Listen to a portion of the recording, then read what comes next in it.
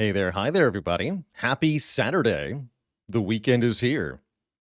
What's up, Aaron W, Nano Ha, Paradox, Cynical Elite, Steve with a B, Lane Patrol, Blank Epilogue Page, and everybody else? Happy time zone. Yes, that.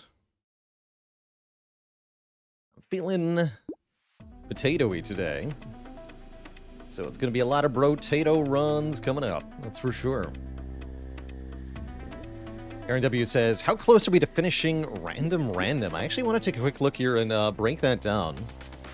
There are how many freaking characters in this game now? We're 1, 2, 3, 4, 5. 1, 2, 3, 4, 5. 1, 2, 3, 4, 5. 1, 2, 3, 4, 5. 22 across. So 44, 65 characters, if I counted correctly. That's a lot of characters, times 2 maps equals 130 successful runs. Given that a run of Brotato is generally 30 minutes to complete, with not much variation there, that means you're looking at 65 hours just to do all the characters one time, if you perfected it the whole way. So probably closer to 100 hours of gameplay just to finish all these characters one time on both maps. That's a lot of potatoes to play. Let's count our wins here. We have 1, 2, 3, 4, 5 on the next row is 9, and then 6 on the bottom means we only have 15 potatoes done in Crash Zone. In the Abyss, we have 2 plus, let's see, 5, 6, 7, 8, 9 is 11. 12, 13. So we have 15 and 13 out of 65. That means we're not even a third of the way there. And yeah, that's if you're good at Danger 5, which not everybody is. I don't think I would describe myself as necessarily good at this game. We do okay, and we will eventually get all the characters beaten, but yeah, I don't think I would necessarily say I'm good at Brotato. I enjoy Brotato, though. That's for sure. Alright, well, it sounds like we have less wins in the Abyss, so let's do a random Abyss run, since I can't remember what we were actually on before. We're going to be playing Renegade, who's already won. No, we're not going to be playing Renegade. We're going to be playing the Streamer, who has also already won. Easy game. Glutton? Nope, not him either. Pacifist. We definitely haven't gotten a win with Pacifist. Is this a roguelike? Yes, you could definitely call it that. You are given random items after each wave, and if you perish, you have to start over with a new run. You won't get offered the same items. That's kind of the gimmick, the core of it. Apparently we're starting with a hand. But yeah, and Pacifist can kill these enemies on wave 1. That's cute. This is the first time this is actually really mattering. I had noticed that these little guys that spawn on wave 1 of this map have only 1 hit point. I don't think that matters a whole lot. The enemies on wave 1 of the other map, Crash Zone, don't have 1 hit point. And that means that starting with a hand can be really low kill output on wave 1. But not on this map, not in the Abyss. Which is interesting, for sure. Anyway, our character's gimmick is that we don't do any damage, but we get rewarded for each living enemy at the end of each wave. The Pacifist really just wants to take support class weapons and run around in circles and try to stay alive. I wonder how good hiking poles are on this character. It is possible to play Pacifist in such a way that you kill all the enemies. It's not really recommended, but it is possible.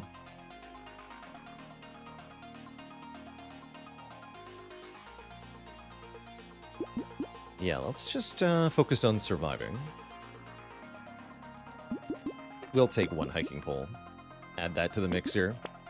Hands are perhaps the ideal, though, as they give a ton of harvesting. Have I played Diceomancer? Can't say that I have.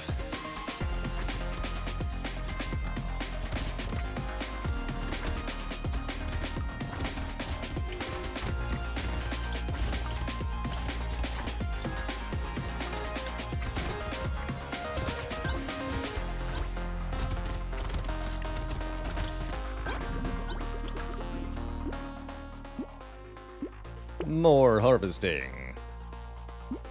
And let's stack some regen. Runers are okay on this character too, as they create health pickups we can use to stay alive. Given that they're still support class weapons, I'll add that to the mix as well.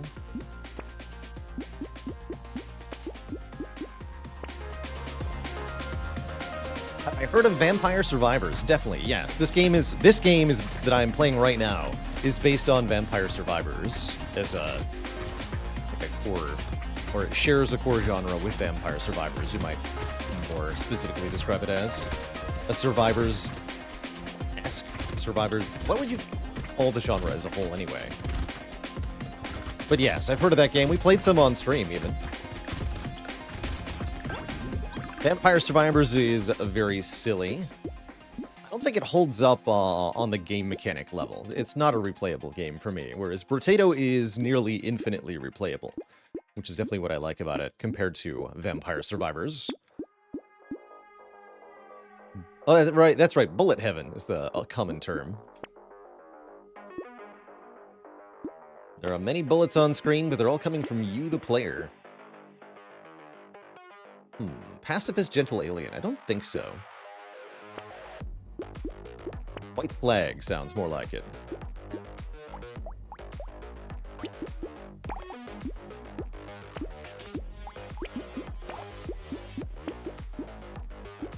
Go for more weapons. Time Megabong with 100 bits. Thank you, thank you.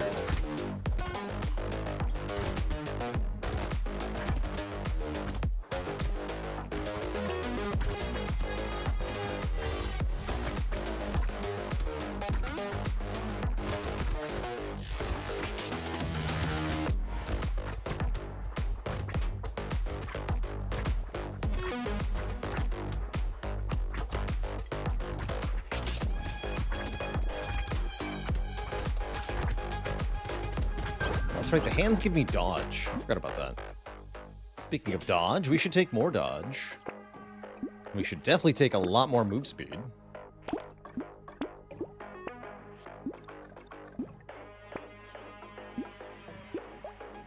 Worth it to keep picking up better hands? I think so, for now. Upgraded hands have better cooldown and more harvesting. That's it, though.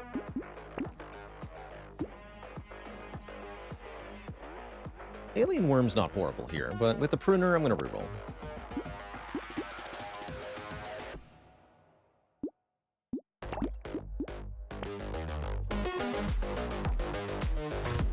There are no meaningful decisions in Vampire Survivors. Yeah. Exactly. That's what I find most interesting about games, is meaningful decisions, so it doesn't hold my interest very well for that reason.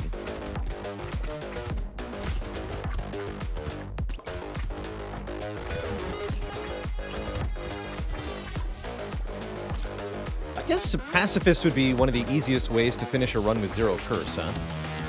Since I couldn't kill these curse enemies even if I tried.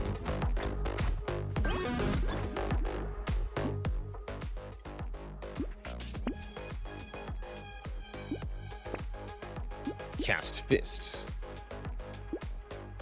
I don't really think I need to further upgrade my hiking pole that much.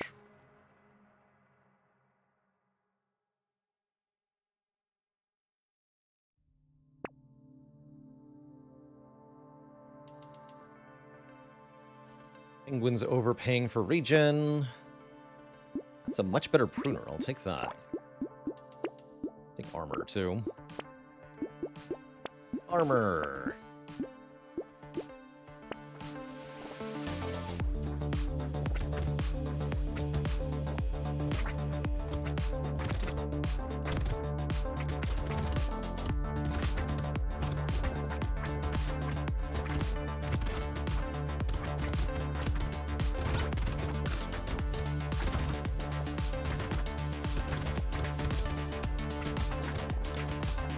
Sarah Artemiel says, kind of like Balatro in that way, where your choices are all improving your one number output in different ways, yeah, but the final output is, I'm gonna die here. I keep talking. No more talking. Only dodging. Alright, we're good. Yeah, so all your options improve your kind of final output number in slightly different ways, but ultimately one of those is going to make the biggest improvement and is therefore objectively the correct choice. You don't have to worry about things like matchups or context very much. And so it's not really so much a choice you're making at each stage, but just an objective decision, where one option is just the best.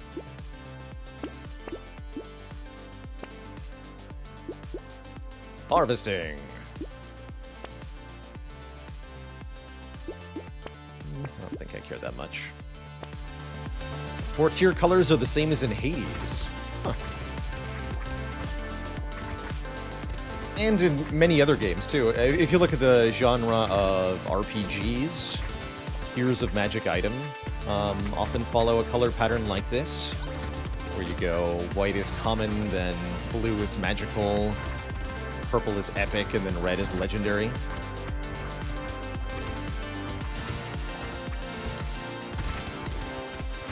Often also featuring green somewhere along the way. Often lower than blue.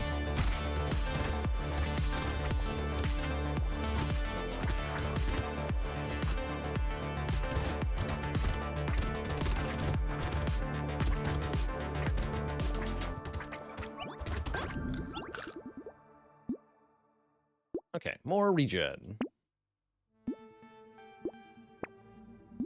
More trees.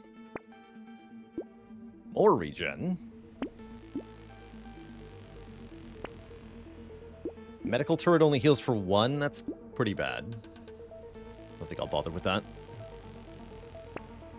Leather vest. Now we're talking. But what about wheelbarrow? What about wheelbarrow? I remember how much harvesting hand for is. Is it 12 or is it 18?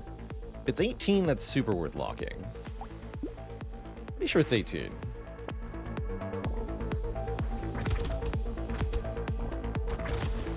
What does harvesting do? Each point of harvesting is 1 additional experience and material at the end of each wave. So it's like an additional income stat.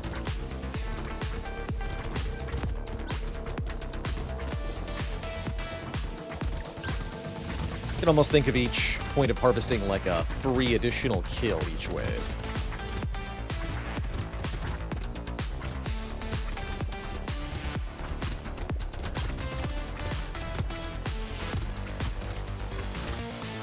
This is not good.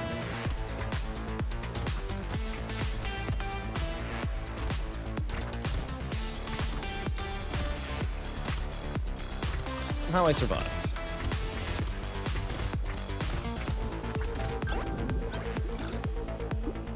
Yeah, that dodge saved my life, definitely. Let's get some armor, as we don't yet have much.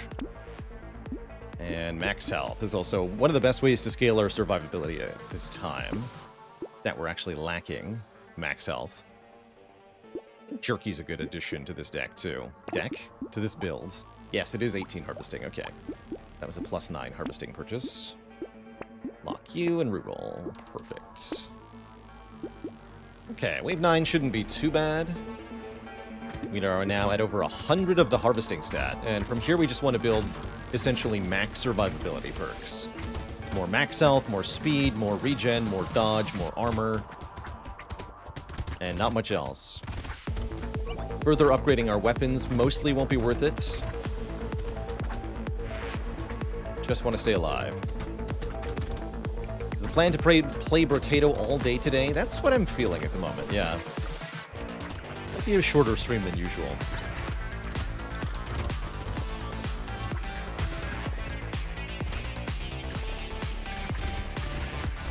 I've got some other stuff to get to later today. Why regen and not lifesteal? I guess I am hitting stuff a fair amount. I don't have any modifiers to lifesteal, right? Yeah, lifesteal would be valid.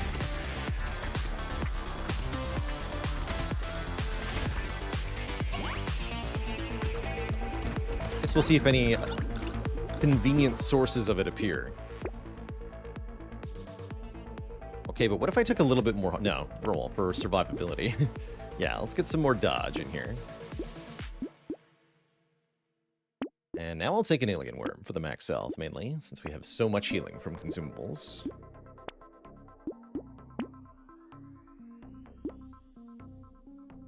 I don't think I need to further upgrade the pole. Alright, we're at to 10 armor now. 36 dodge. Do want more move speed. Let's not take that helmet. There's move speed.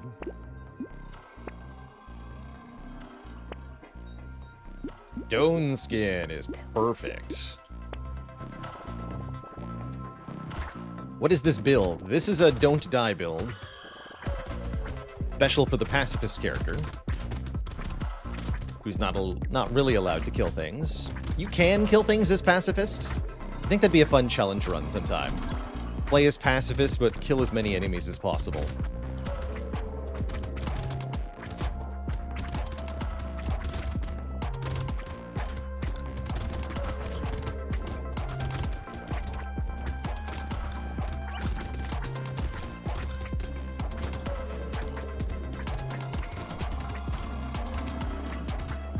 Stop chasing me.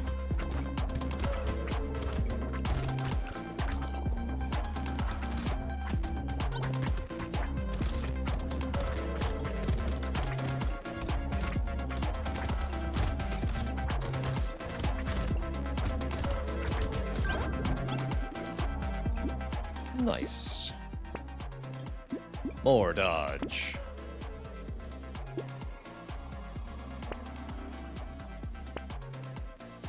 Please give me survival. Oh, there's some lifesteal. Okay, let's take some.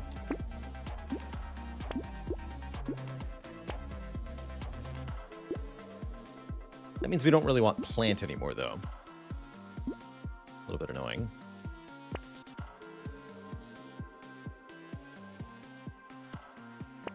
What is the easiest class to play? I think Knight is one of the easier ones. King is pretty good, too. Bull, also relatively easy once you figure out what to do with him. Doctor is probably also one of the best. I would actually, of the easiest, I would probably nominate Doctor.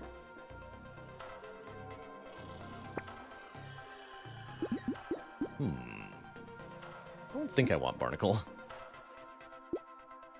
Would I ever do a Brotato guide like my Spire guides? I think that content's already out there in better form done by other people. I don't have a whole lot of interest in making a Brotato-specific set of guides.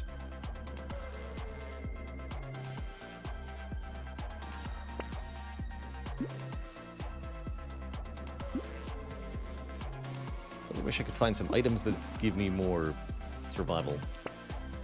Don't want the fish hook here. Love hook! Yeah, totally.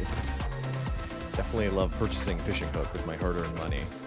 And using it to do many, many things throughout the run. Yep, love that.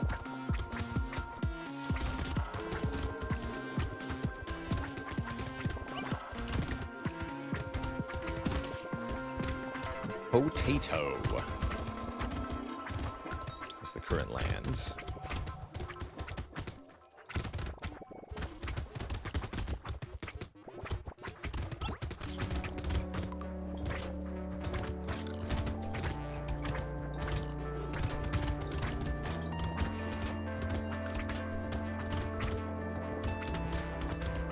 In beta, hook was only 15%. Terrible. So that's the buffed version, huh? I mean, it makes sense. Curse is just so strong that it has to be unreliable, but that's useless. It's weird. If it worked every time, it'd be, like, ridiculously absurd. And the fact that cursed fish hook is a possible thing that can exist also is a bit of a problem. I mean, I fundamentally think although curse is kind of fun, I think from a game design perspective for Brotato, this entire mechanic is ill-intentioned from the beginning. But it does yield some wacky stuff, so that's nice.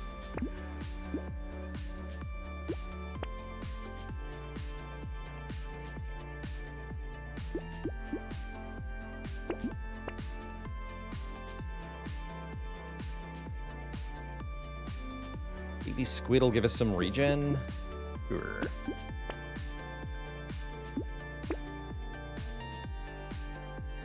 Blindfold is 5 dodge. I'll take that. I don't care about the crit chance, though.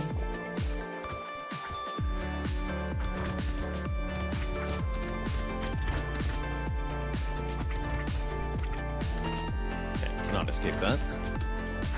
Not quite fast enough.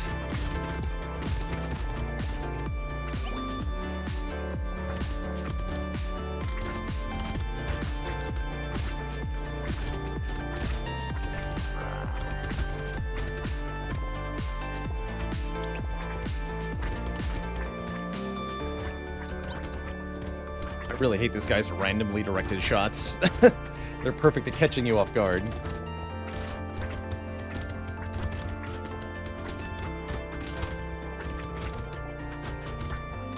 Why's it gotta be random, though?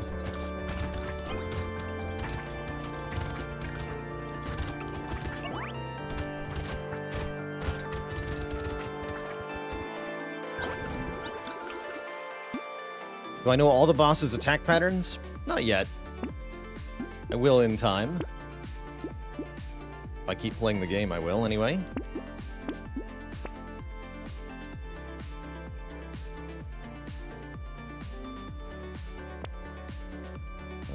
Wandering bot sounds good here. Gambling token gets our dodge close to capped.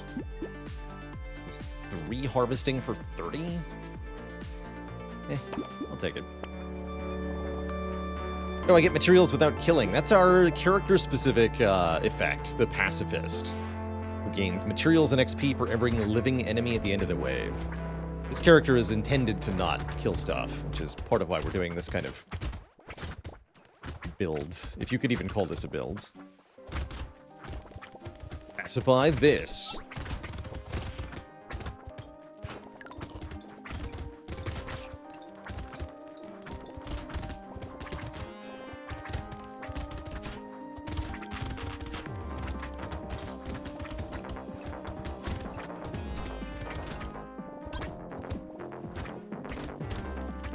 Did you hear about the potato who opened a shop catering exclusively to pacifists? He made a killing.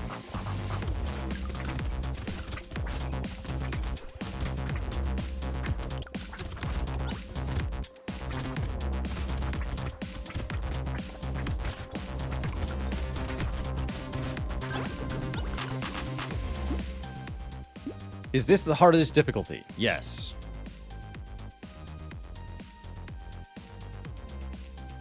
What if I took more move speed, though?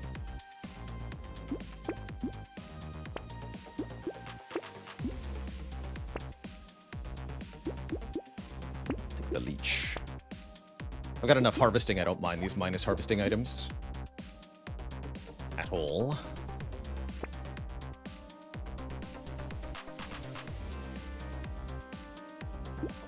Roll again. Okay. This is good, though, actually.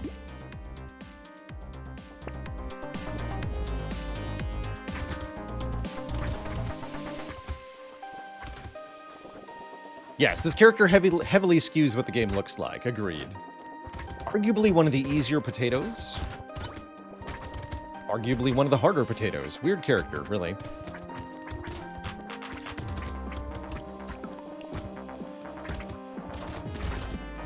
But yes, definitely a character that flips the game on its head. Just like Demon does, in a different way. Bull does, too.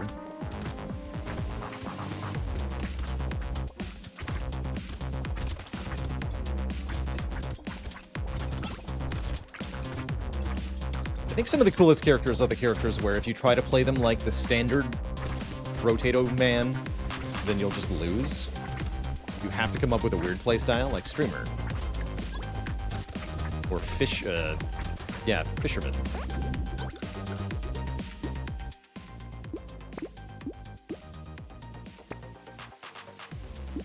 Some more knockback. More armor. More knockback. Let's go.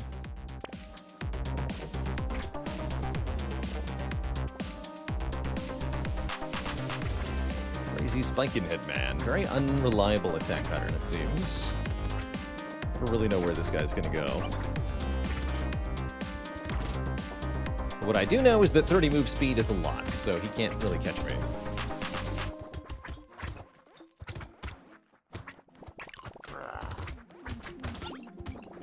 Remember, kids, move speed is the best survival stat of all. It's also the best offensive stat. And the best decon stat.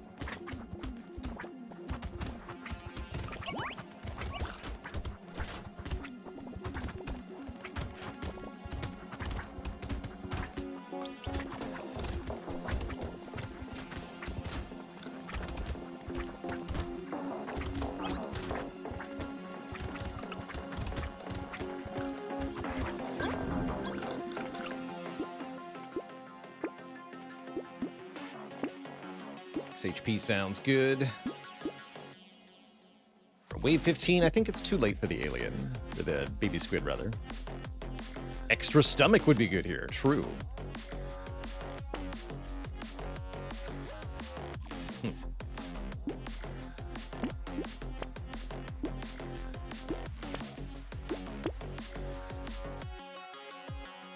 I'll ghost it. I've got a tardigrade, we're fine.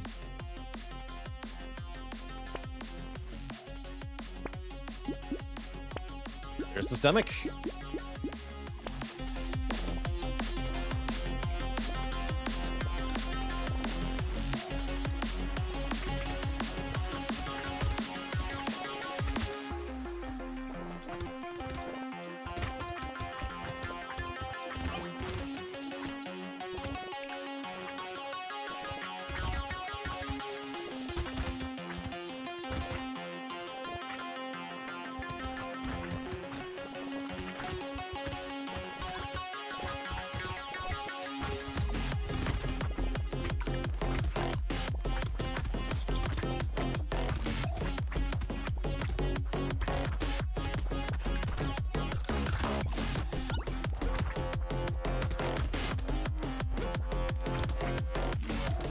This is not ideal. Hello? Help!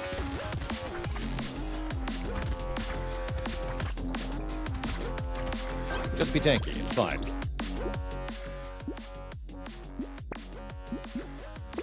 And be fast.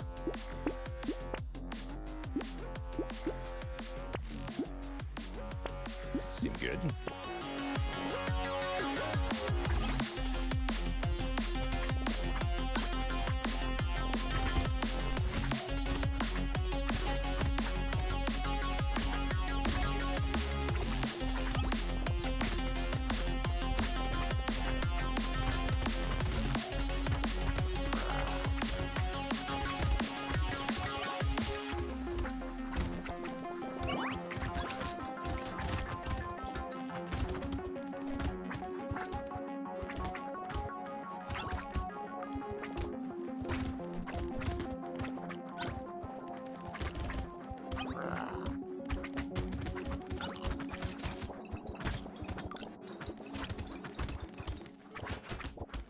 We zoom in, though.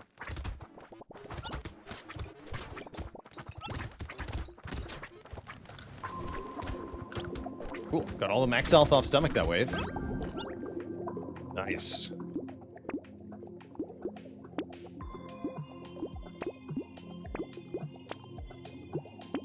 Even more trees. And not is just 15 max health? I'll take 15 max health.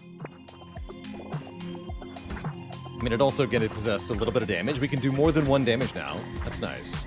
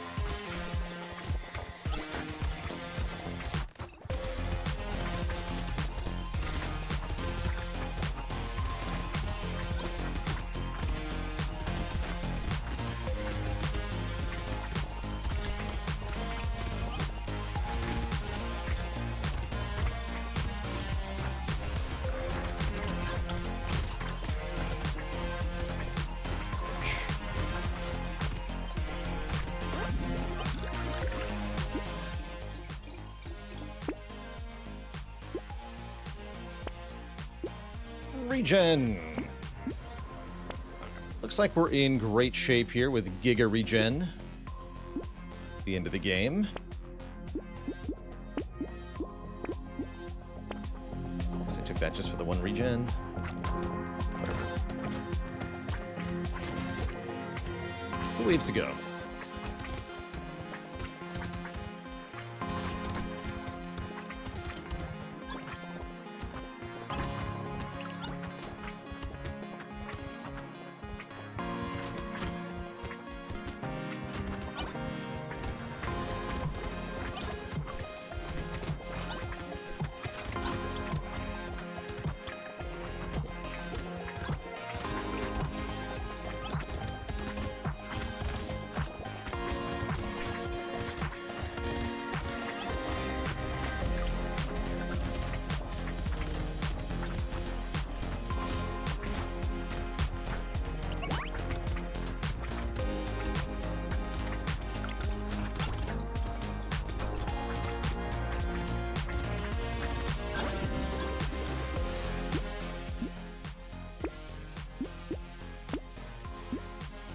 %, additional damage?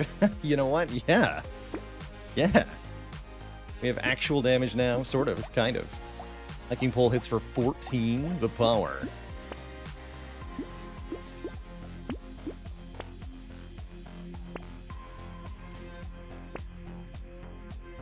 Nothing actually helps me. Why do I get a sniper gun 4 on pacifist? What the hell?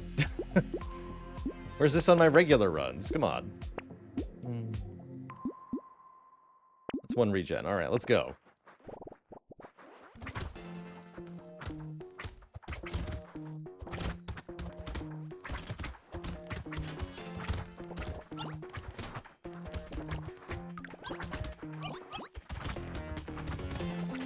We should just leave those on the ground for later. The 1 max health is not as valuable as the having a health pickup on the ground.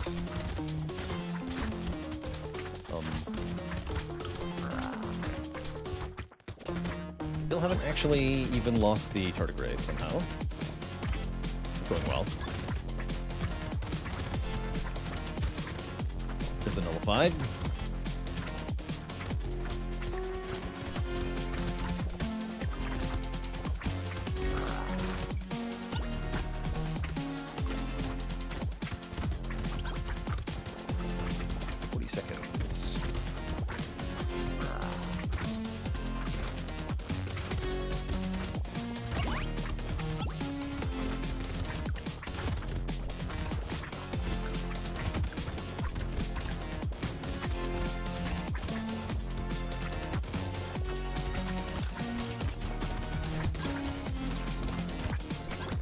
Quite chaotic.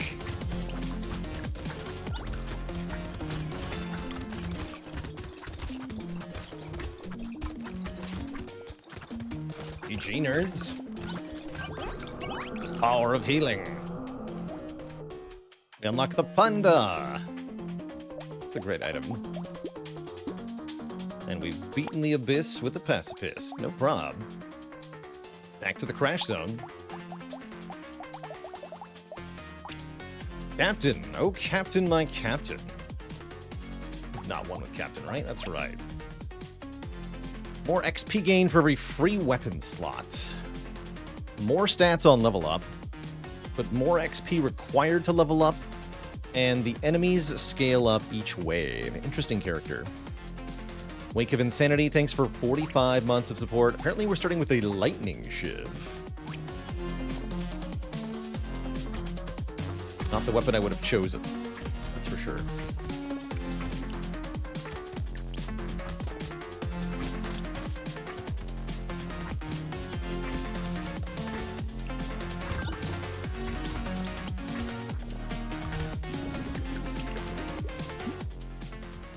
We get double level up stats, which is quite powerful. I'm gonna grab a 10% damage up. Taser? Is taser a thing? I don't think so. Let's roll here.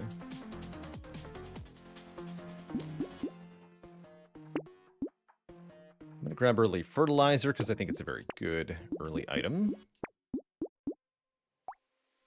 We're going to want more melee damage.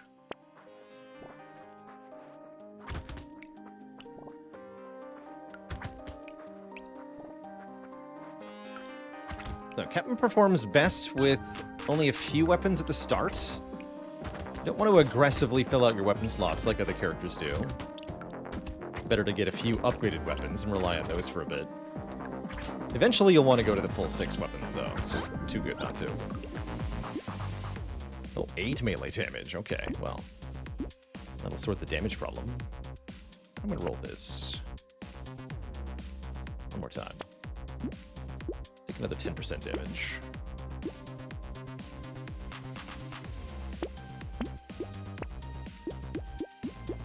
Let's combine these.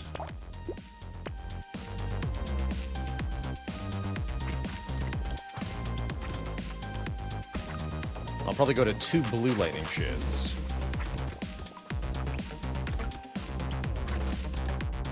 Don't think I want to do 1 purple, although that is an option.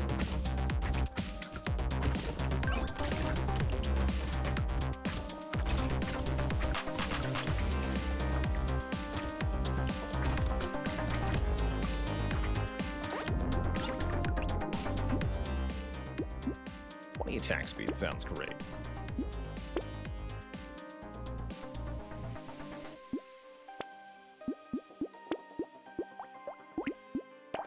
Let's get some speed going.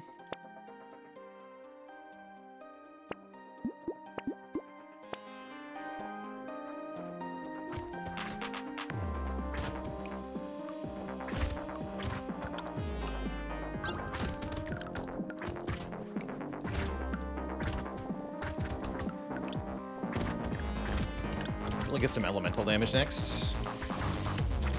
And we'll see a level up option for that. For level 5, I can actually roll for it, because it's a guaranteed blue perk.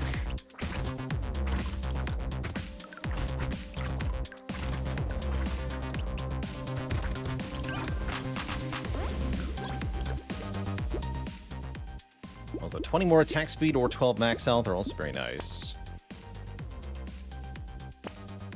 There's 4 elemental. There's 4 elemental again. Okay, perfect. Now we do huge damage. Do I like Cauldron? I've never really bought Cauldron.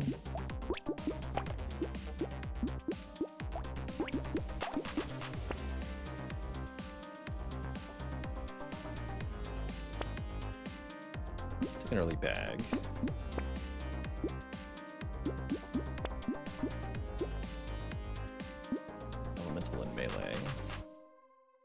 Charcoal here. Torok Fremen with the Prime sub in 14 months.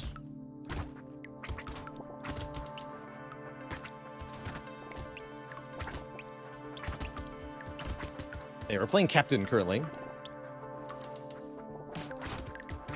Captain Lightning Shiv is my superhero name.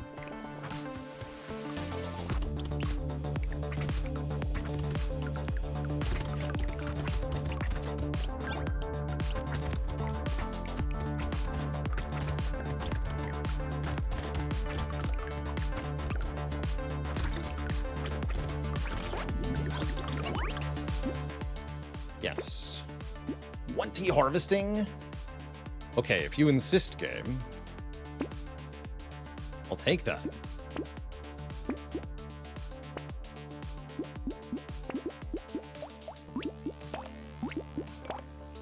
We go 1 red lightning shiv? That's tempting, actually. Let's take the experience gain up. That's good, too. Do need max health.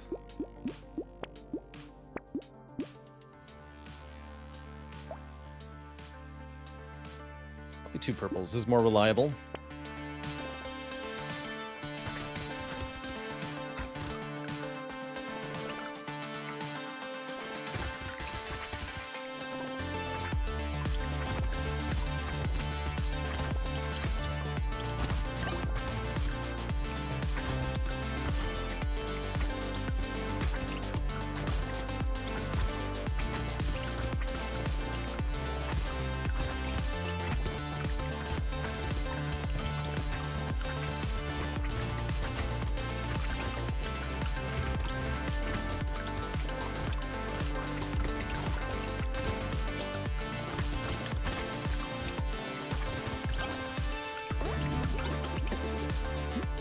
What is Captain Shtick? Captain Shtick is that we get more powerful level ups, as well as more experience the fewer weapons we have equipped. Hence, we're using 2 purple lightning shivs here.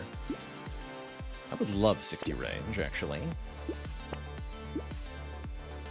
I would love 16 more harvesting.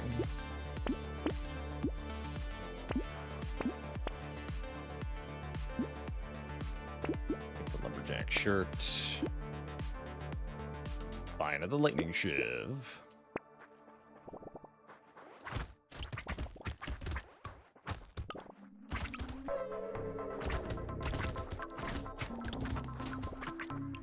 The other part of Captain that's tricky is that the enemies scale up each wave. More enemy damage and more enemy health per wave. Which means we really have to become powerful this run, or Captain will get outscaled by the game.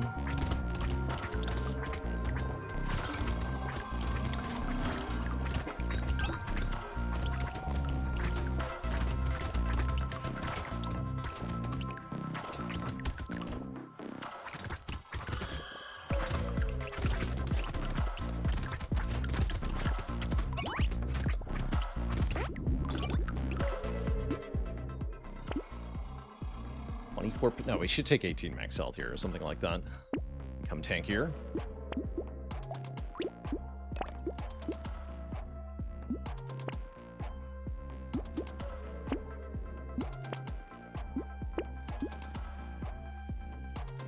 Blade Tooth is good.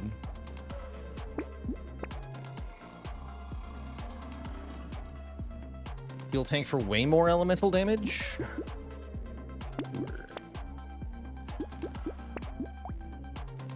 Combine these now.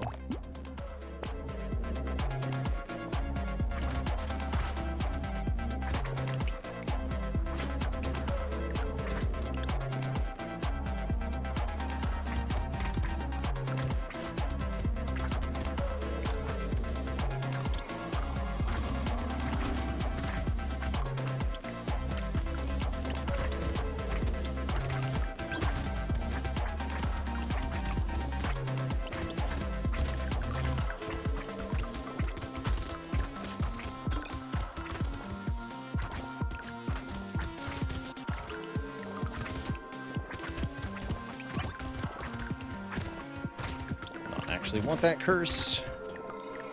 Well,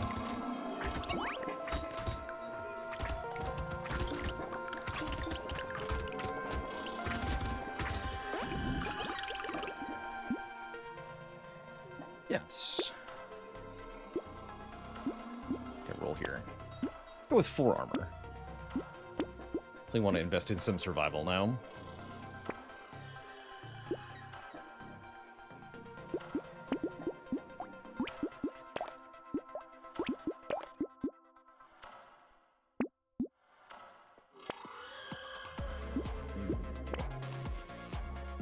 Let's add Flaming Brass Knuckles to the mix. This also scales with Elemental and Melee. Definitely like that as an additional weapon.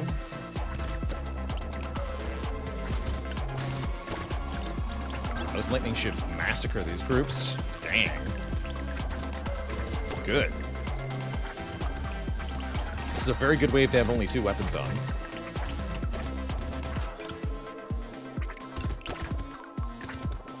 Bonus XP. Oh, Captain, that is.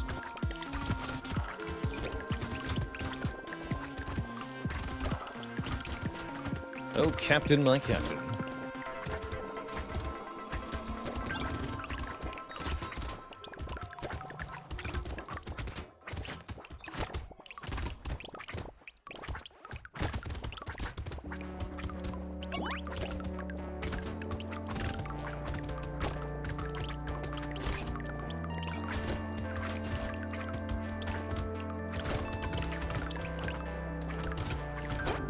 Level 14. We got 3 level ups. Holy heck.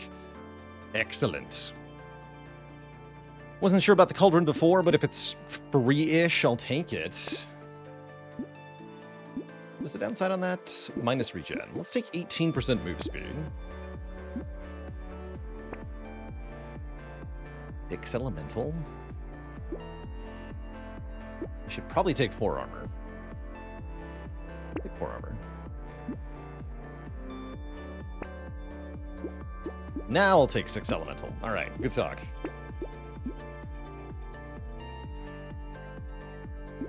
Good baby Gecko, too.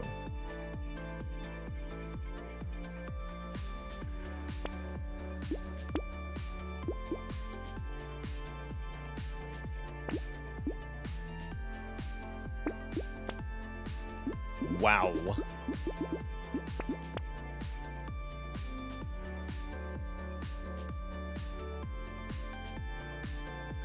Give me the lightning shiv first and combine.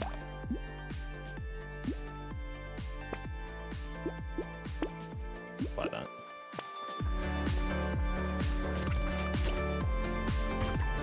Yeah, what does the luck stat even do, by the way?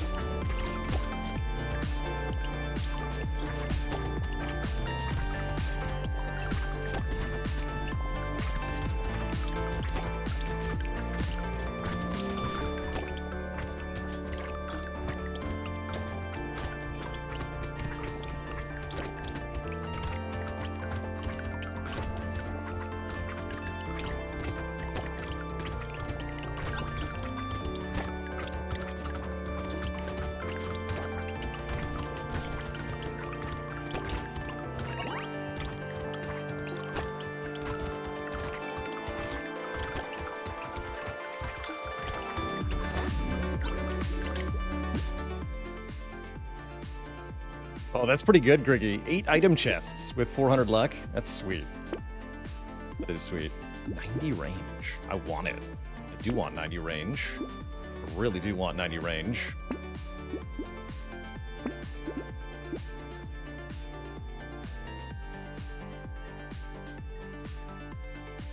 Interesting hiking pole, too. Really good damage. 60. That's more damage than my other weapons. You know what? Get in here.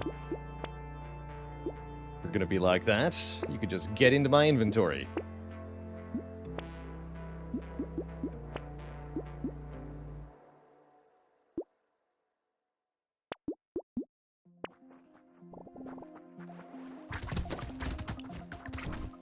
We're no longer gaining very much bonus XP, but that's no longer really relevant, because we have already achieved perfection.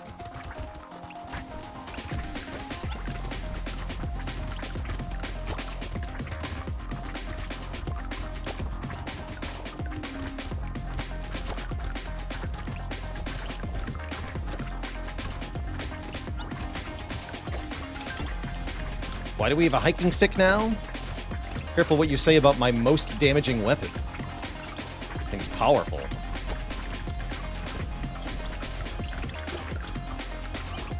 You will address the stick with respect, please.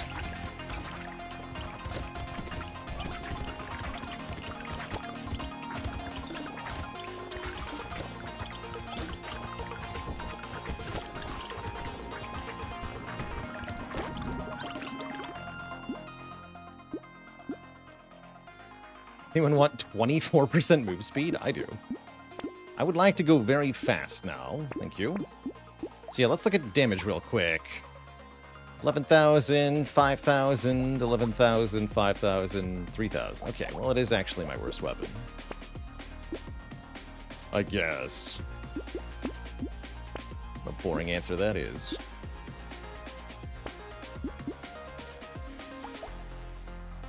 It's got a really long cooldown. This is part of its problem. It's doing its best, okay?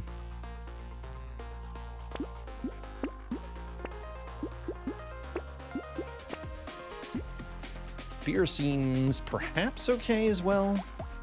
Maybe not.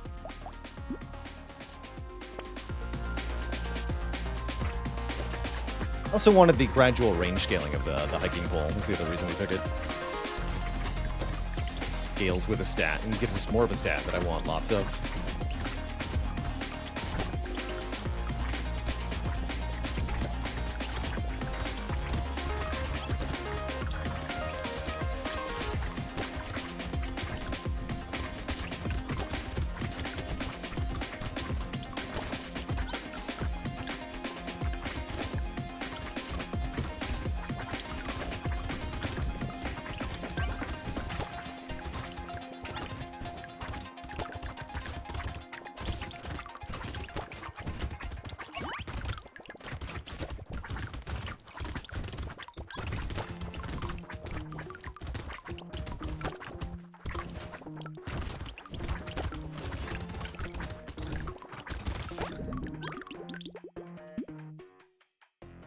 Sure. Clearly, I don't have enough range. That's the problem with our hiking pole here. Now, what's the damage like? 75. Sounds like I need more.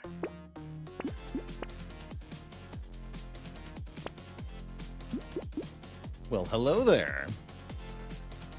It's only minus 1% damage when we take damage, so to break even, you have to take damage 34 times. Okay.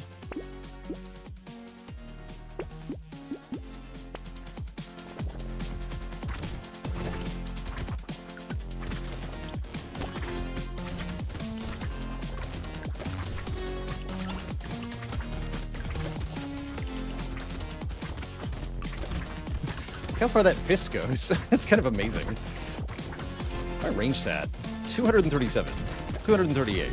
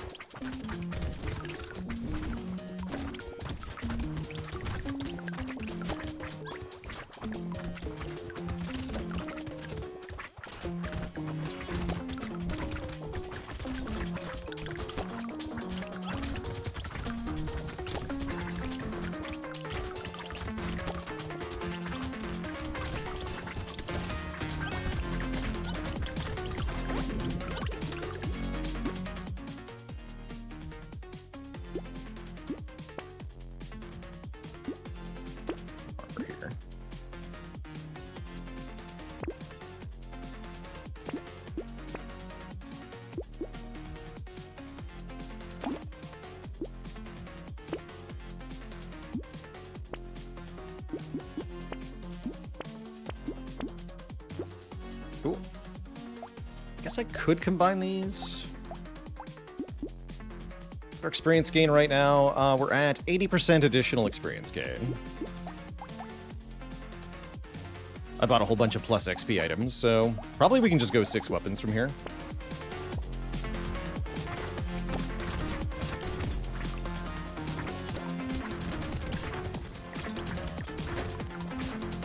Still likely at least make it to level 20. All we really need anyway. Our stats are already amazing, as you can see. So I don't exactly need many more level ups. What I need are 6 good weapons.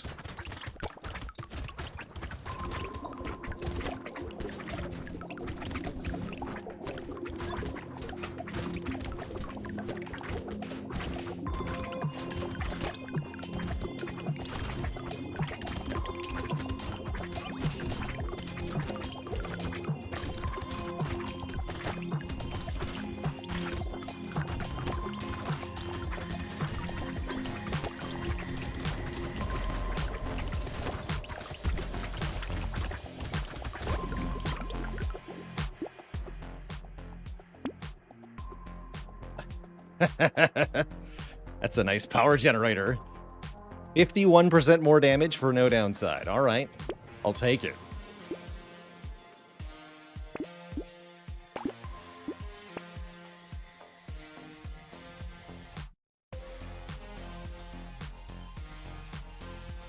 It's a lot of move speed, right? Pretty good.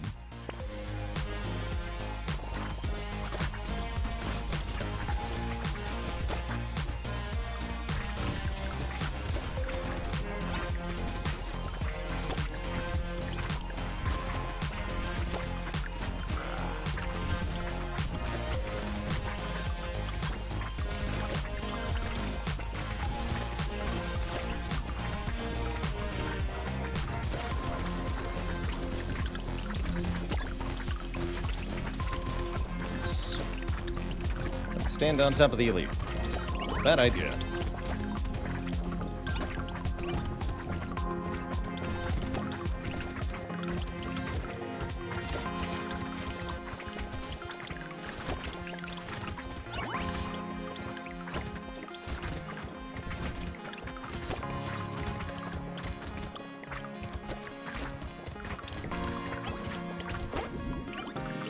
Good wave.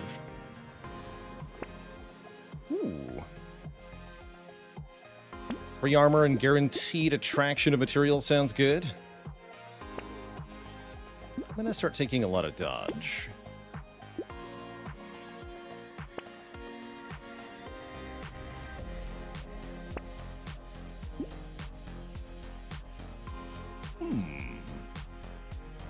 Okay, I'm in.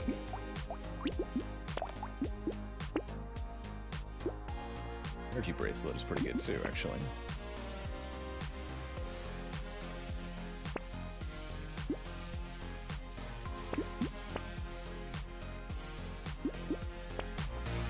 No spicy sauce? Nah.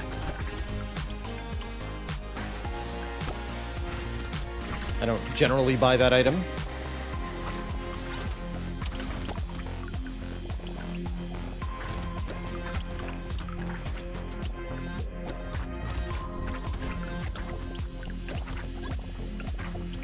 One of many Brotato items that I just kind of lump in as too expensive for what it actually does, most of the time.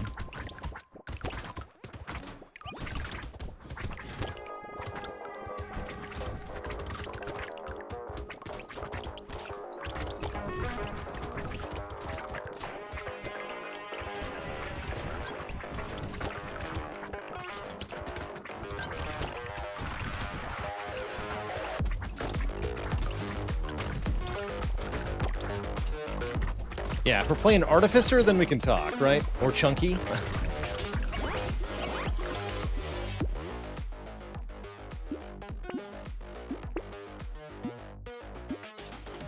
already have 26 armor? Okay, then roll it. Get that dodge capped. Didn't I just buy this? Let's buy another one.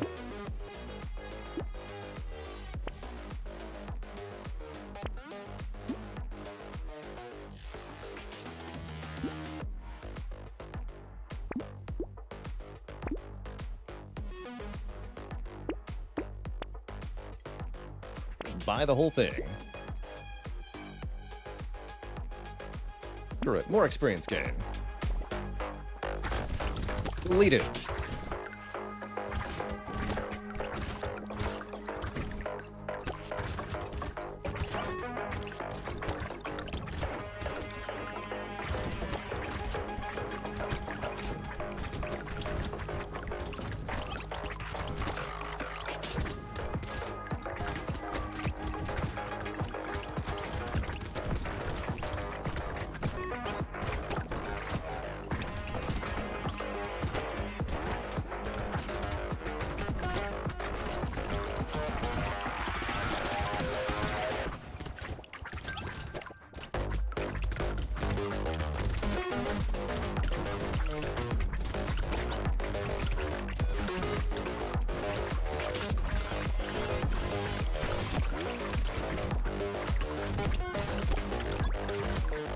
Do I normally go endless? No, I typically never go endless in this game. We did one endless run because it got very silly very early, but it's kind of a one and done deal for me. Do not typically enjoy endless mode in games of any kind. I'd like more range, please.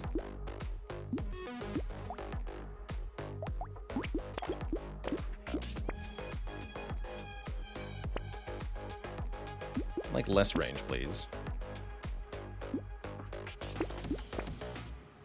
First piggy bank. Oh my gosh. 34%. Okay, that's a game-breaking item right there. Wow. Oh man, that's stupid.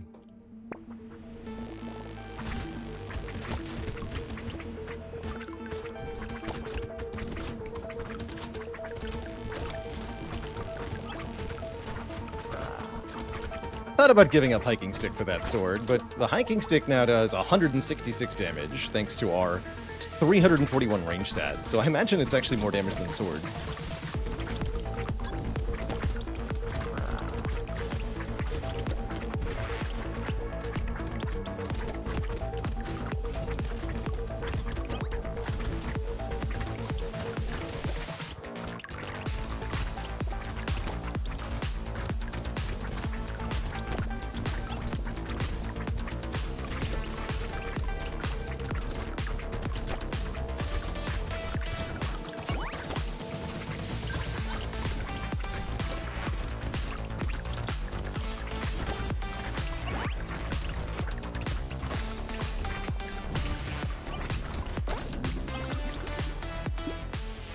Find that elite to be easiest? Yeah, he's pretty easy.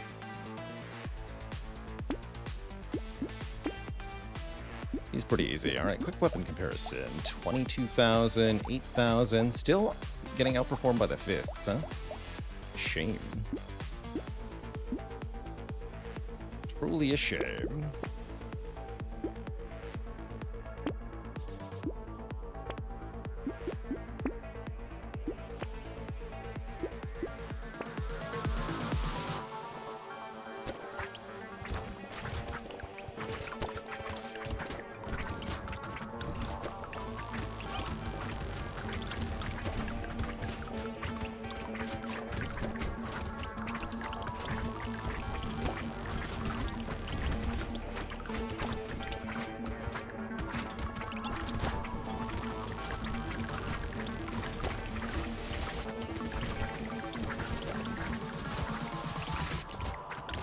Yeah, in my experience, hunter runs tend to go very well, and then you're suddenly very dead. Off into that wave 11 elite, because surviving, you do have to survive the elite's attacks for at least a little bit to be able to kill it.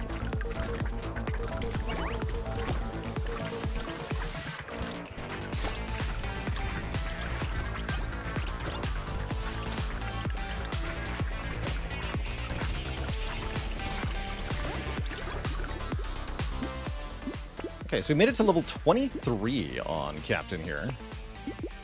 2% damage. Let's go.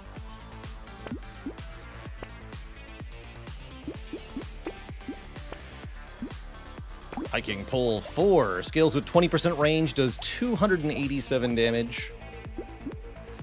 That's a lot of damage. Alright, give me the sauce. And yeah, our percent damage is now 166% also. It's kind of ridiculous.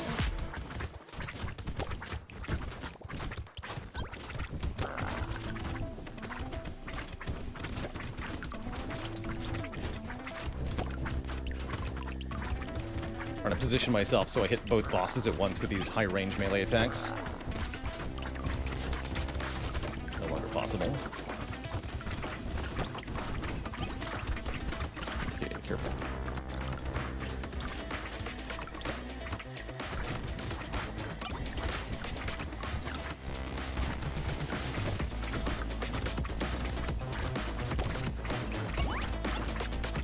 GG. There's the W with the Captain. Looks like we already beat Captain on the other map. If I understand this correctly.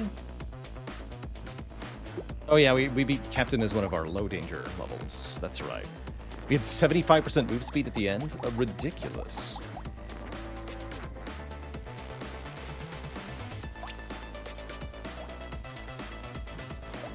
Loud, we've already done.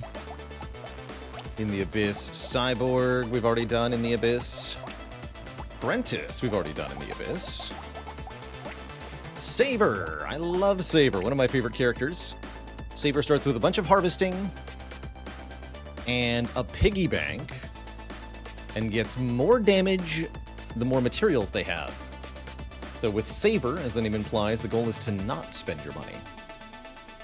Question is, what weapon do we start with? There's a lot of options here. We're going to start with the loot. I love it. Oh, this is exciting. Scales with our luck stats. It's a support class weapon, which I imagine has to be good with Saber.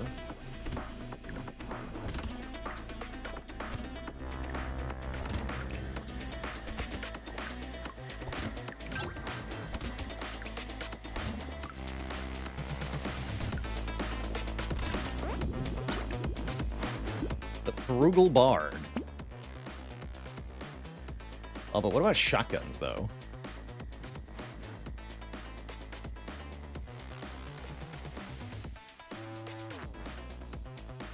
Gun Saber's pretty sick.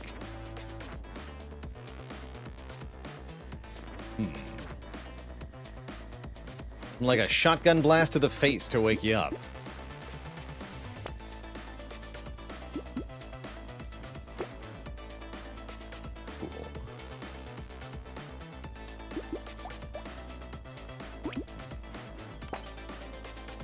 Then I don't need that anymore.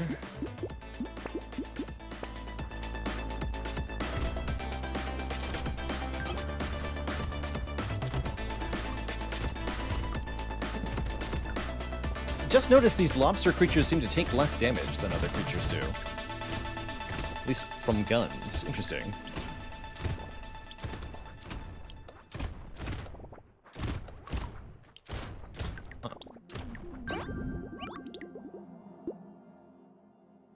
They have armor. Interesting. I didn't even know armor was a thing in this game for enemies. Never take move speed on this character, or never take percent damage on this character, rather. Give me some guns. At least they're not the lobsters from Elden Ring. True. You just get sniped halfway across the map. Instantly killed.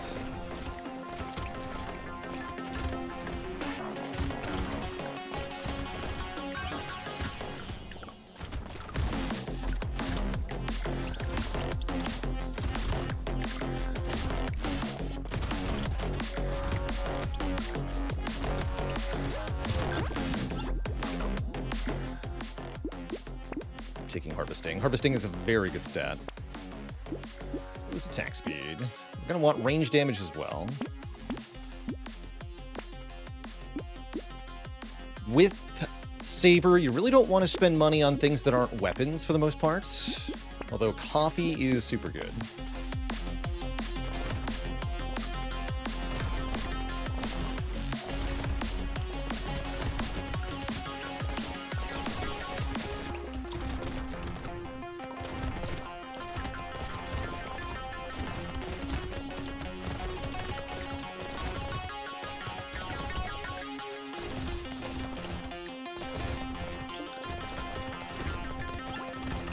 There's some curse for you.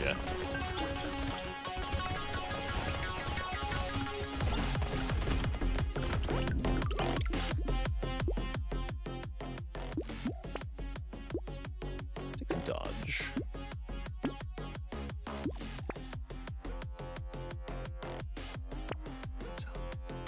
Okay, time to start saving.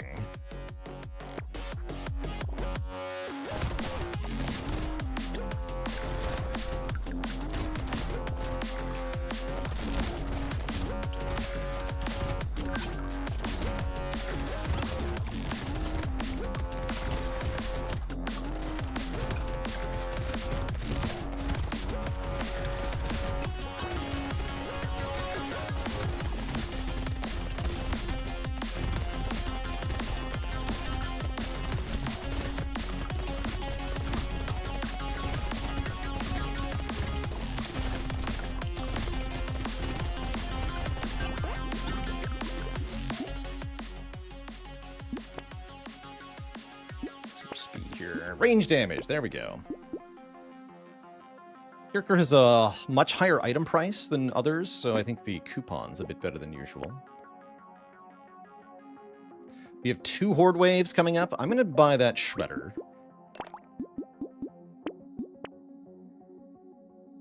Keep rolling for more weapons for a minute here.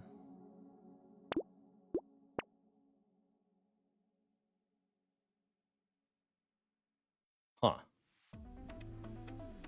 First Pocket Factory.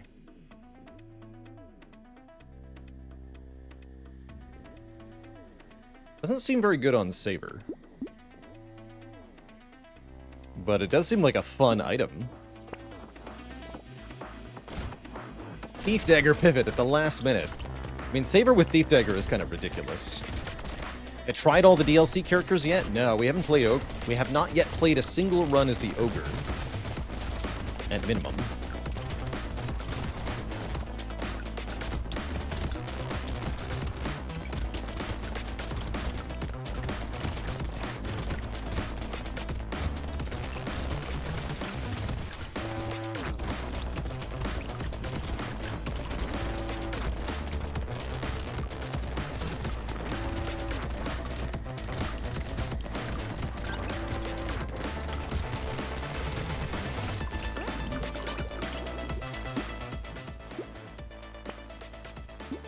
Some range. Better Shredder.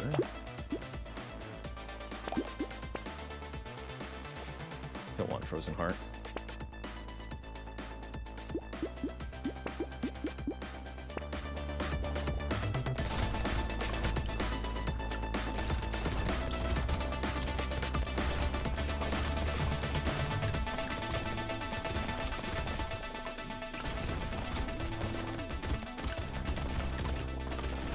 Like potato thrower?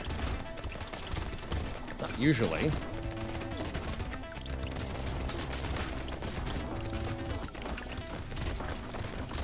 It scales with your max health, right?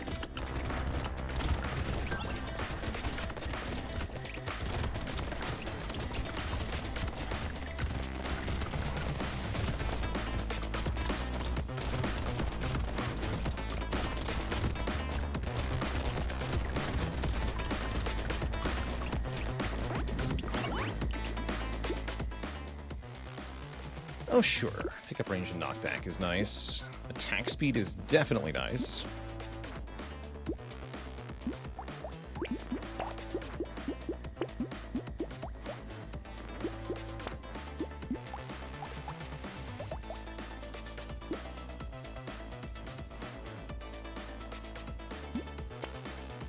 Perfect. Let's go double shredder.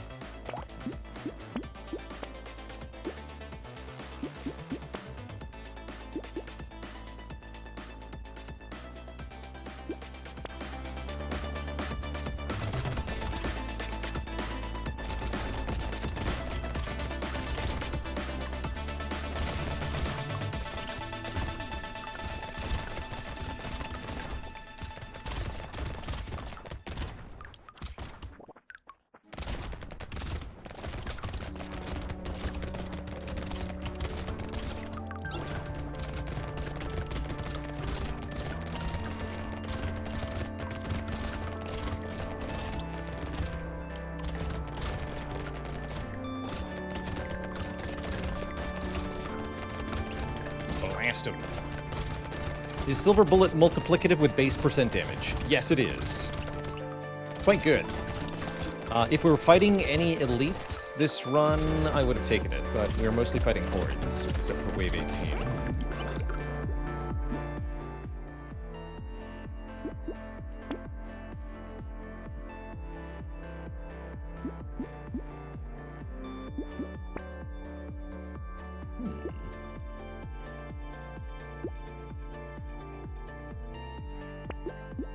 We're good for now.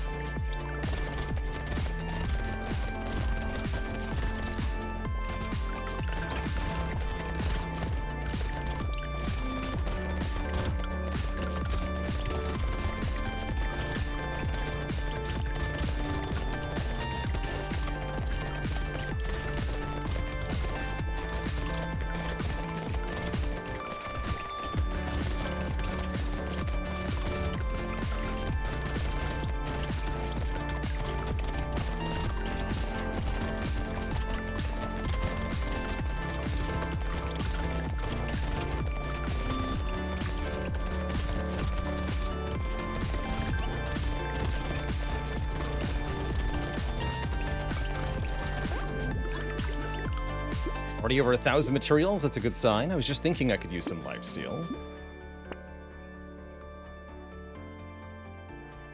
Bit late for more harvesting. Let's take 2 range damage. Tardigrade seems pretty good too. Lock that as well.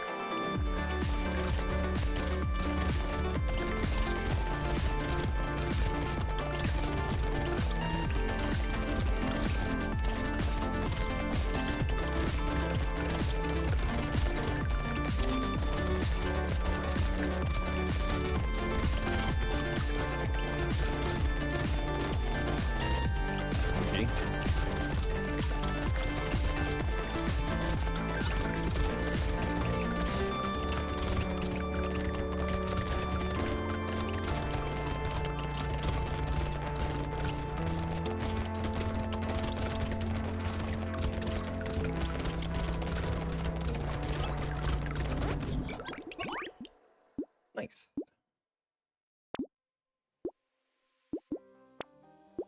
Well, max health solves a big problem we had. Handcuffs, you're also going to get locked because you're amazing.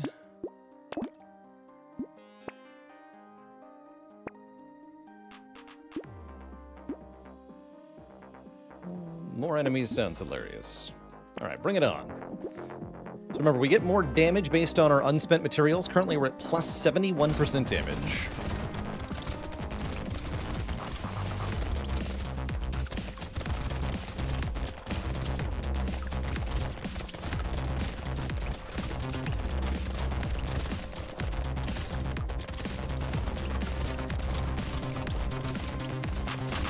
This is our first horde wave.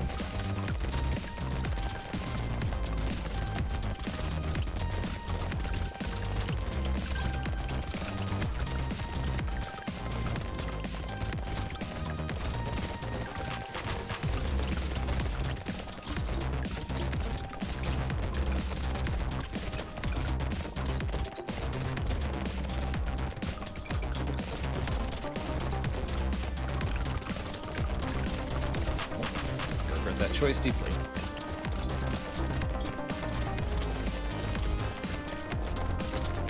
Cool. That's some armor.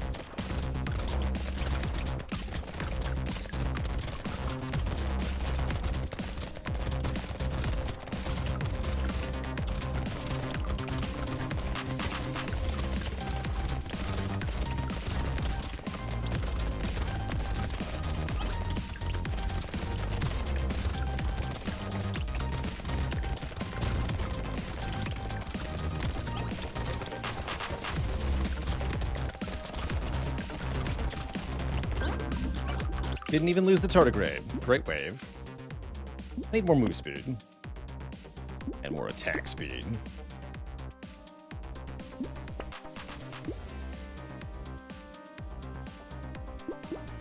Let's swap the SMG out for this thing.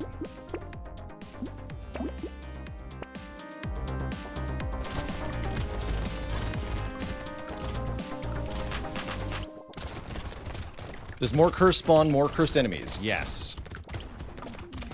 The more curse we have, the more cursed enemies we see, and the more likely we are to find cursed items in the shop.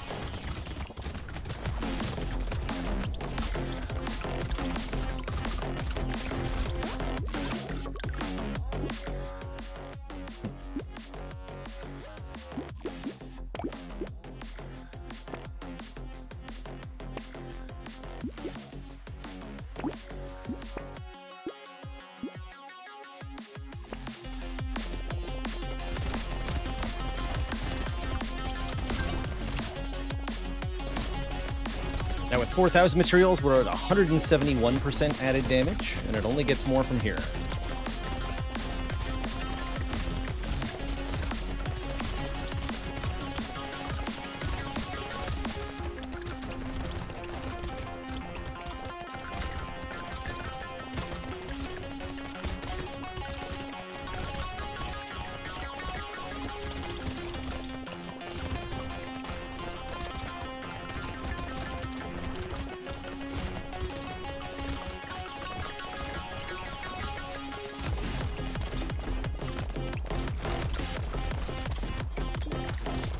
things.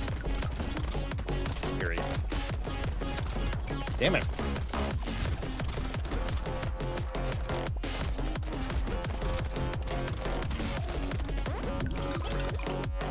Almost got me. Not quite, though.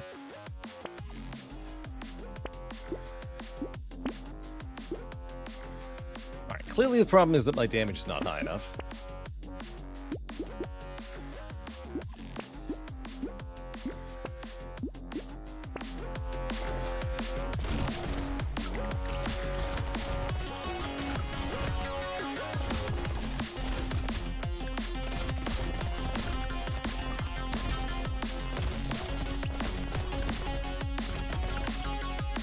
Is there a hard cap for materials? No.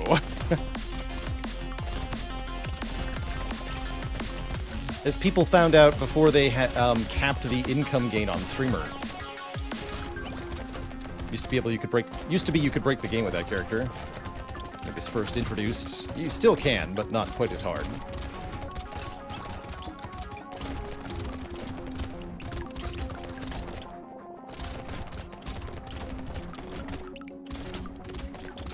I feel like more range would help quite a bit here, actually.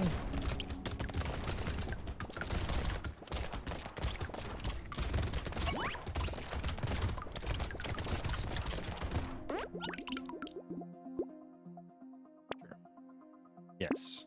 There's range. There's range. Easy. Just add some range. Healing is also pretty good. I'll take a goblet.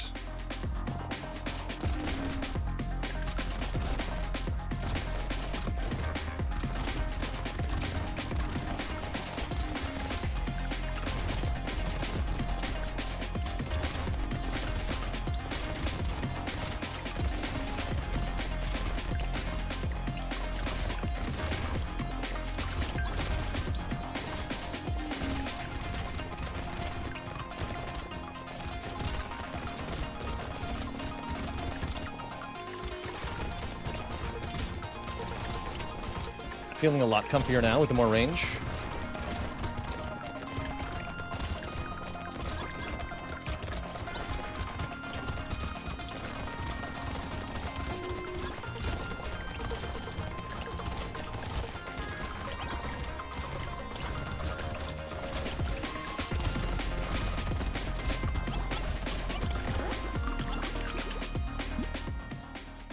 Get some more.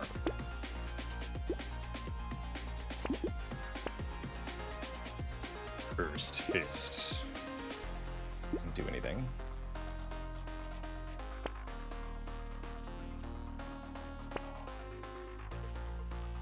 Meh.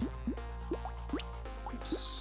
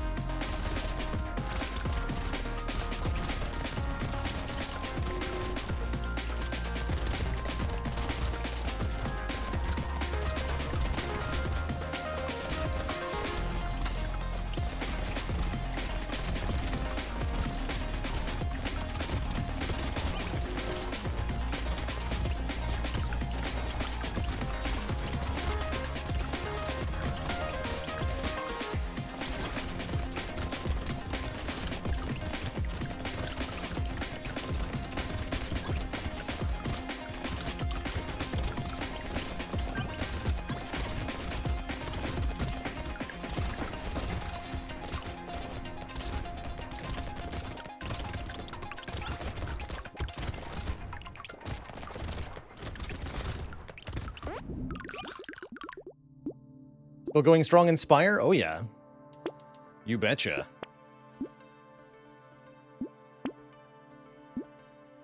Well, well, well, what do we got here? A red SMG. I like it.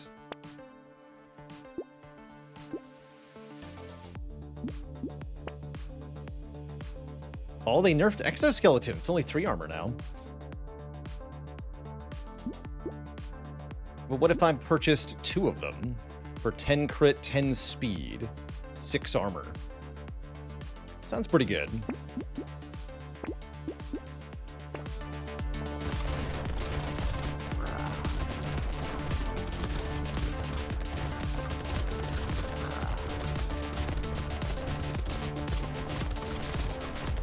More than 10 seconds?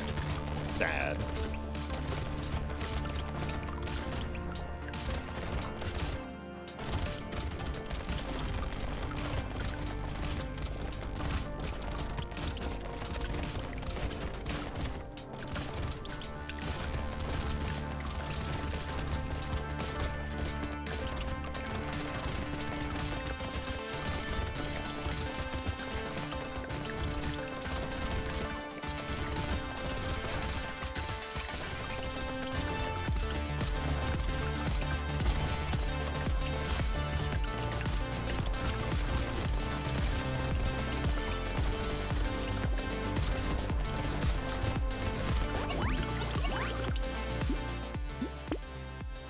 Too late.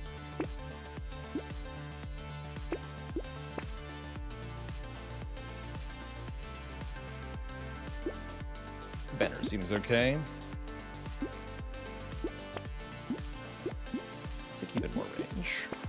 We have 10,000 materials, translating to 400% additional damage.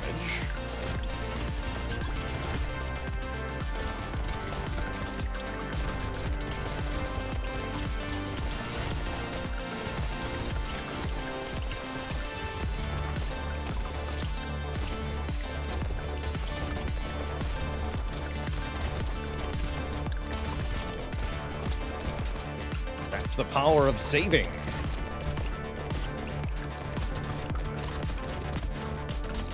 You know, a renowned scientist once said, compound interest is the most powerful force in the universe.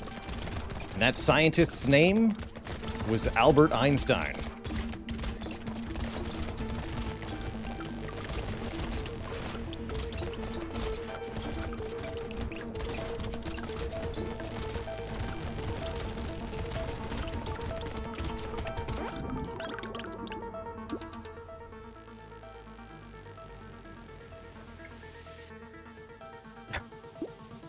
The most powerful card is the credit card.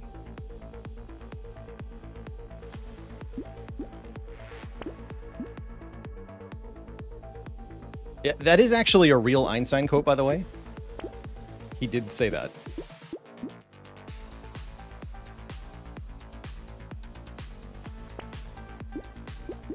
Give me some crit.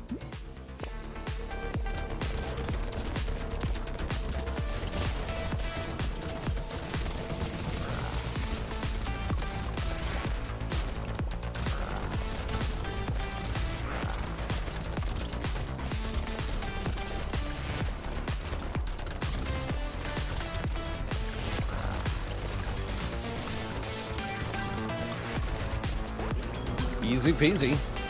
Just have 13 grand in the bank for the giga damage. No problem. GG. Am I paying tax on those savings? No, they're Bitcoin, so it's free. Easy.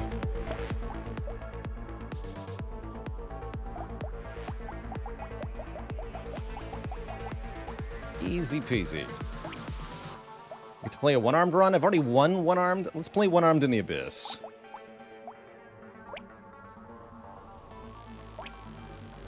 With a Ghost Axe, once again. Amazing. Okay. Excellent. Excellent. Do more damage the more kills we get with this weapon. Also have a lot of attack speed.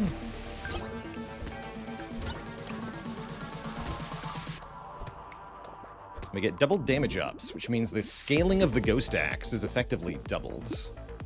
It's really nice.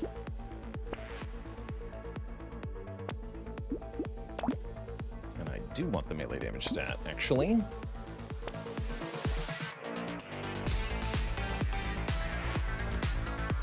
If I do a character on Crash Zone and random the same character on Abyss, would I play it back to back?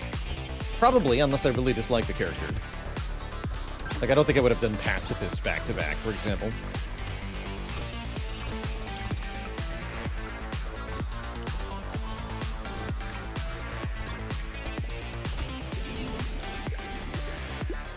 Nice horns, sir. Pro tip, don't take Brick as one-armed. It is a bad idea.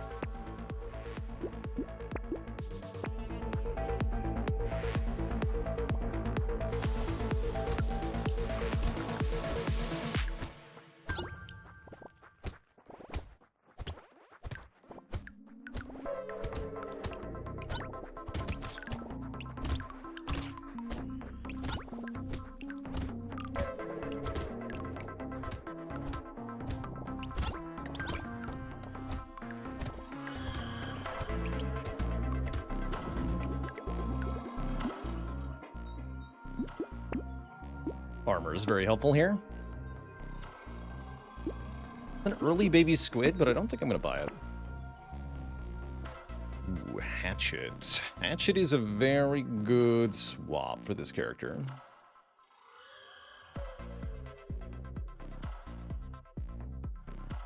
Can do better, though. Rocket launcher? Huh. It seems extremely funny. Fighting elites, though.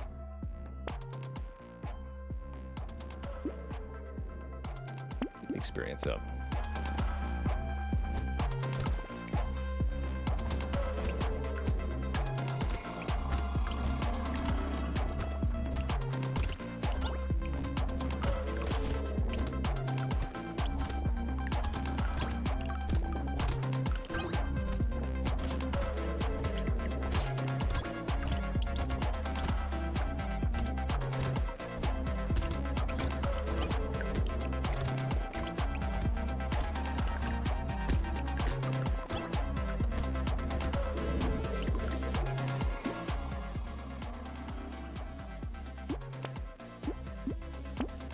Speed.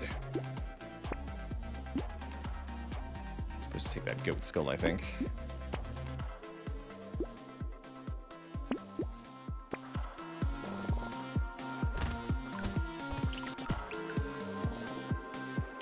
When will I want to swap out of Axe? After Wave 9, usually.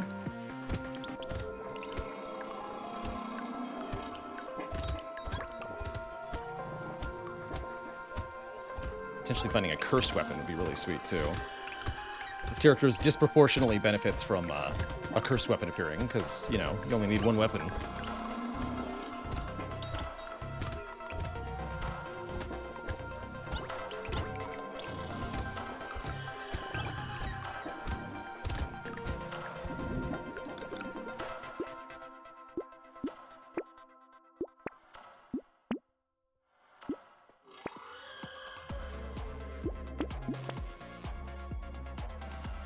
Doesn't have to be a melee weapon, but we'd like if it was. Shuriken. I'll lock that. That's my swap.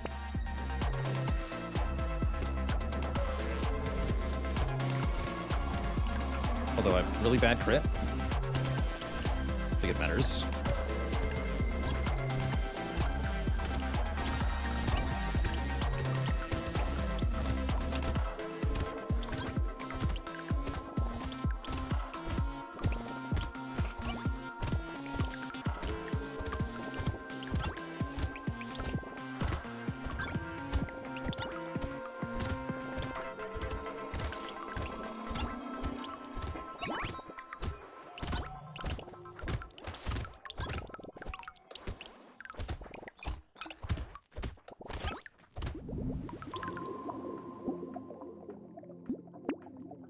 There's some crit.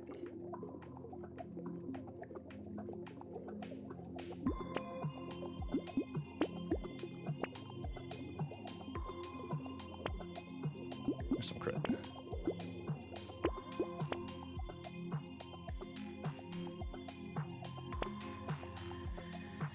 Cursed Cyberball. Don't think so. Darlock, the Prime sub in 34 months. Thank you, thank you.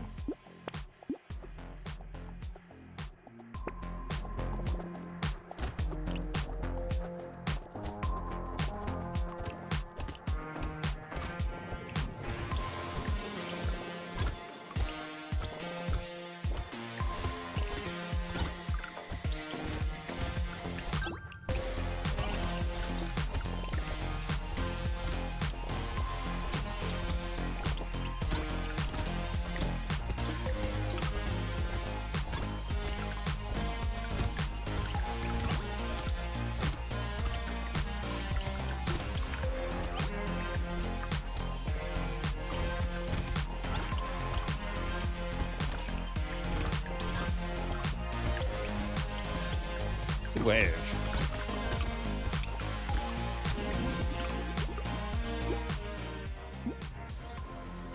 Yeah, I do want more attack speed. It is still pretty good. Could go pure Ghost Axe. Tempting. Cursed Glass Cannon. I accept. Cool. Yeah, that's 70% damage mod.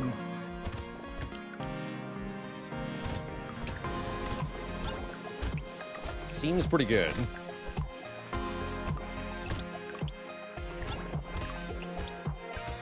Generally, is it better to have one high-level weapon or many mid-level weapons? Typically, many mid-level weapons, but it does depend on the weapon. Some weapons scale better with their tier than others do.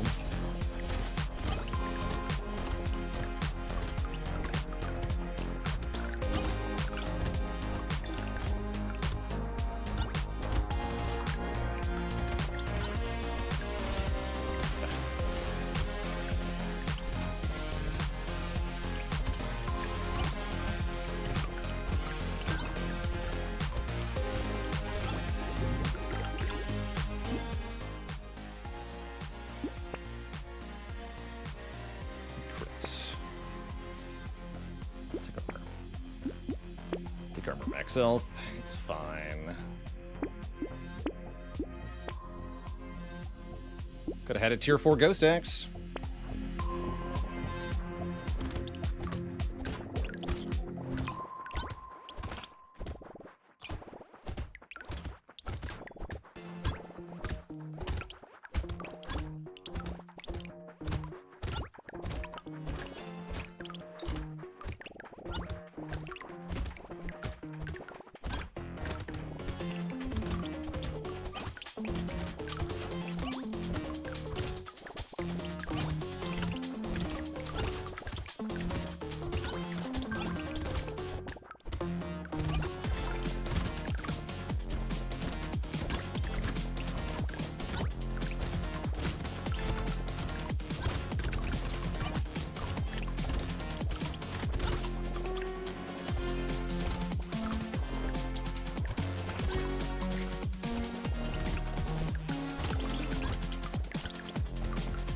Not bad.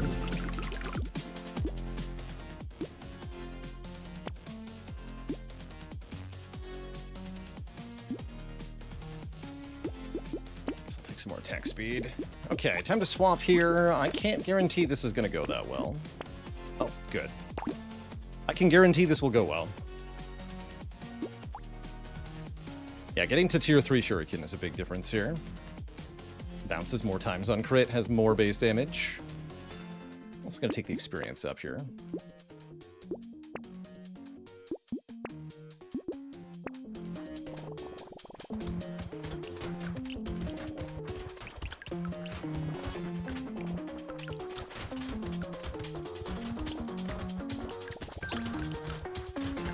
We are going to need more crit chance, though, for this to actually work really well. Small fish is also multiplicative. That makes sense.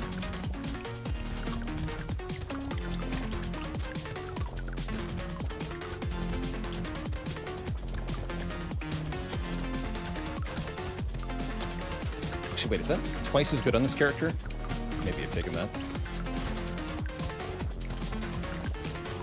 Yeah, we're not clearing the wave because we're not critting enough here. It's also just a hard wave to clear with one-armed in general.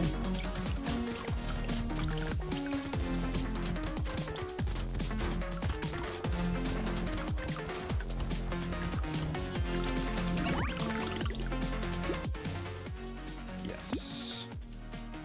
Need crit.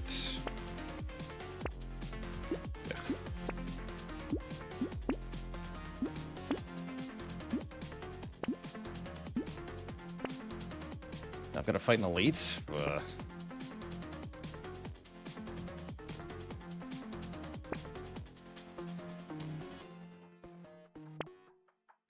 Dang it.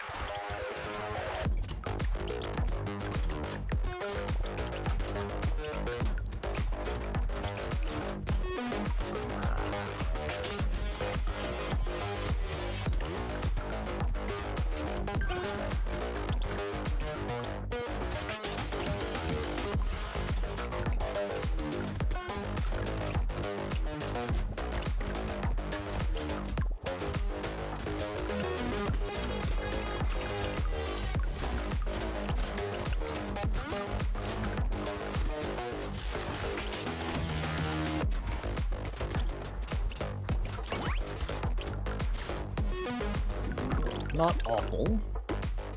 Not great. Hey, this says crit chance on it. Take it. Where the hell's the crit chance? Come on. Ah, man. Oh, but we've got a tier 4 shuriken. That's a huge deal, as that has 51 now base crit chance. Bounces up to 4 times. We just need some more crit, and everything is going to go good. So we just need more crit.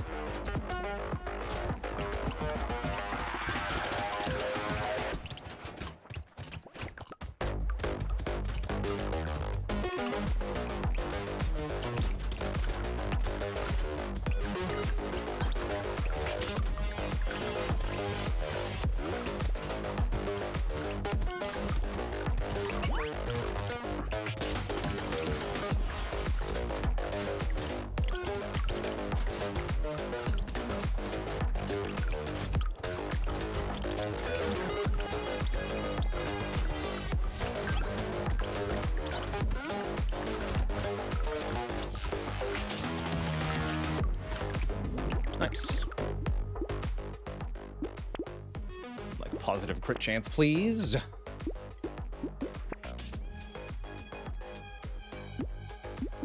Take 9 dodge. Max health. There's crit chance. 10 of it, to be precise. Perfect.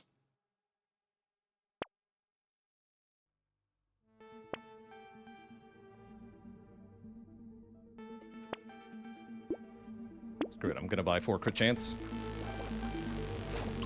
Would I swap for a cursed tier 1 shuriken? It depends on exactly what this tier 1 shuriken says, but maybe. Probably not, but maybe.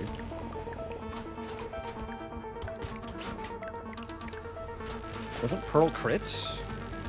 No. Pearl has nothing to do with crit.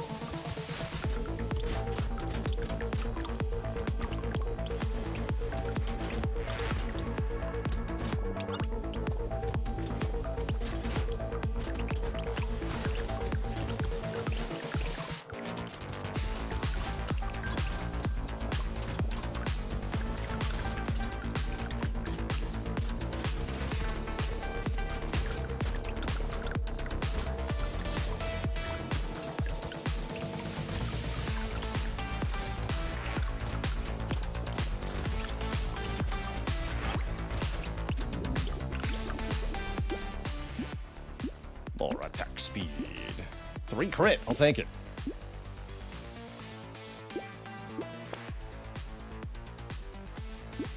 It's just 2 penguins stapled together. Who cares?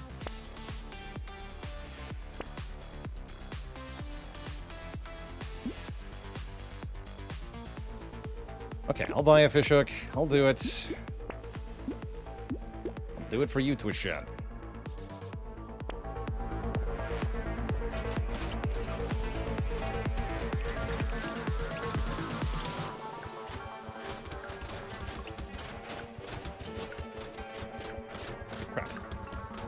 He zigged when I needed to zag.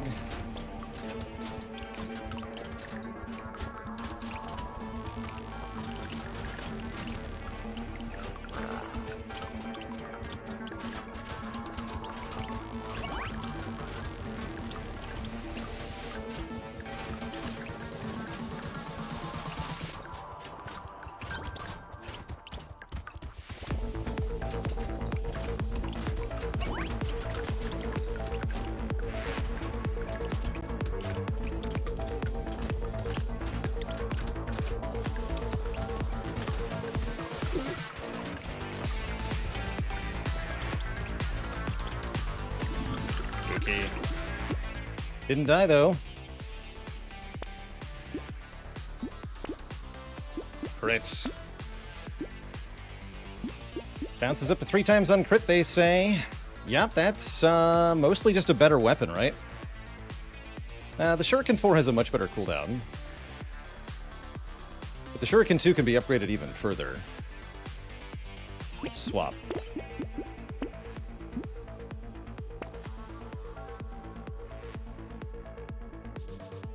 Cactus Club is funny. Thunder Sword is back. My favorite one-armed weapon. Risky swap? True. Yes, it was.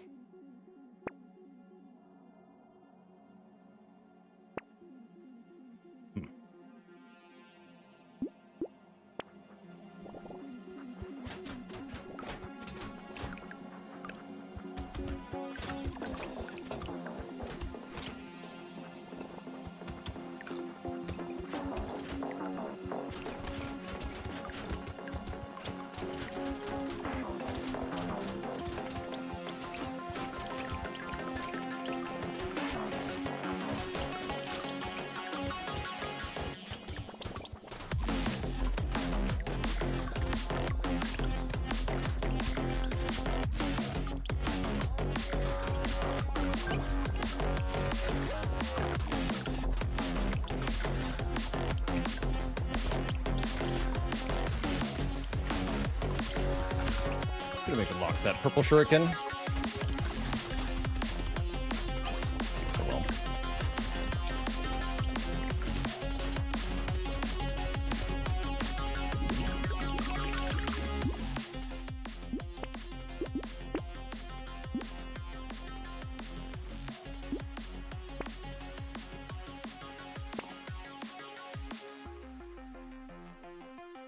Melee damage. I don't need more damage per hit, though. Thought crit.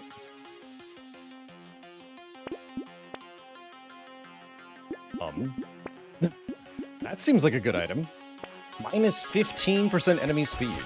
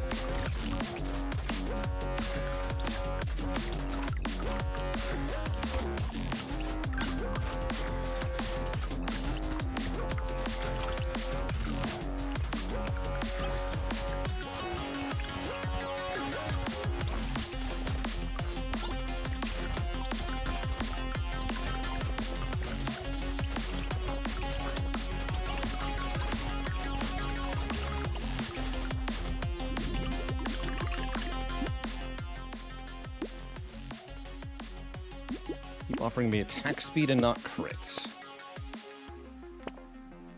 Okay, you're getting locked. Perfect. Excellent. Oh my god. Okay. So risky swap just paid off huge. Shuriken upgrade, Shuriken upgrade. Now we have a tier 4 Curse Shuriken that bounces up to 7 times? Oh my gosh.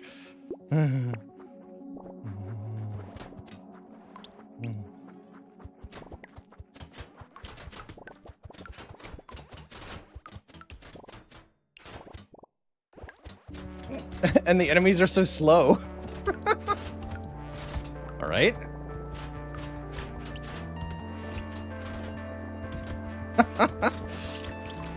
All right, well, that worked really well. Everything is neutered. Everything is dead.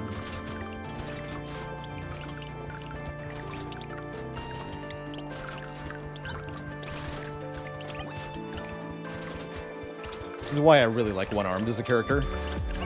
It's too funny.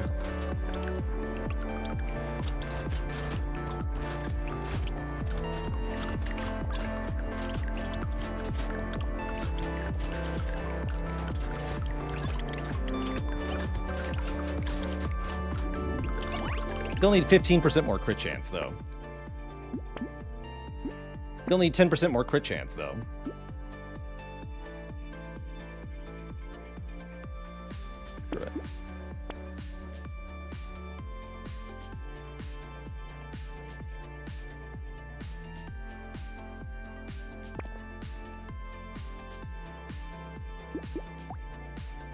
20% of our melee.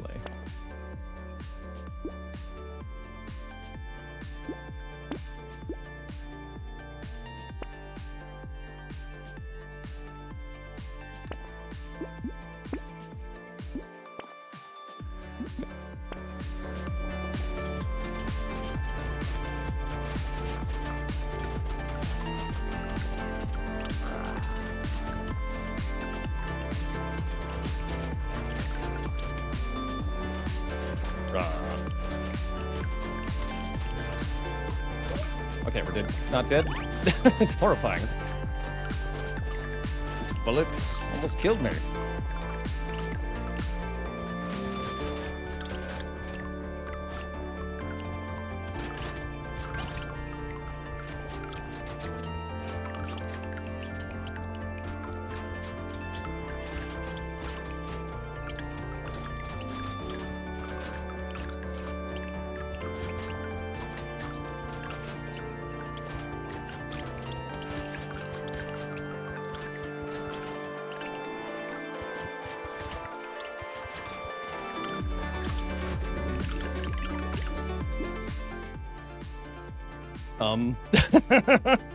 It's the cursed version of this character's special item.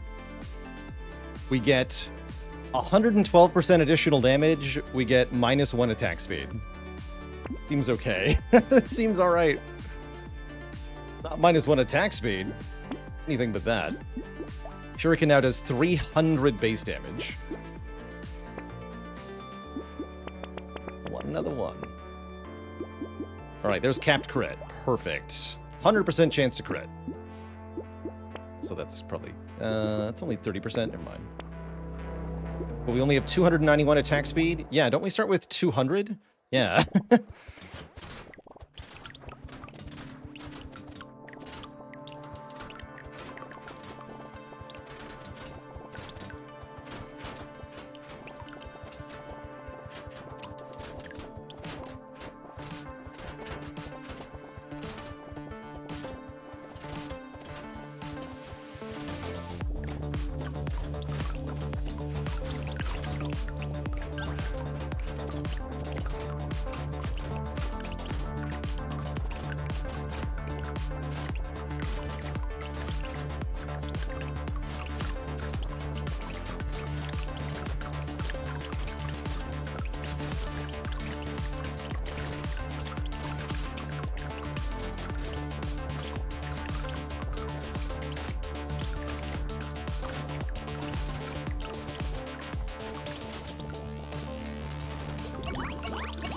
The Giga damage.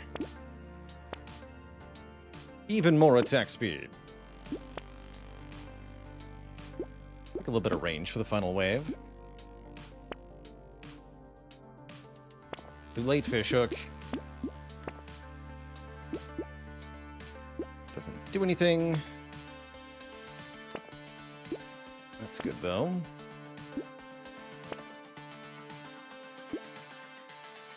Fine, too. So, wave 20. Kate Engel, thanks for the Prime sub and the 18 months.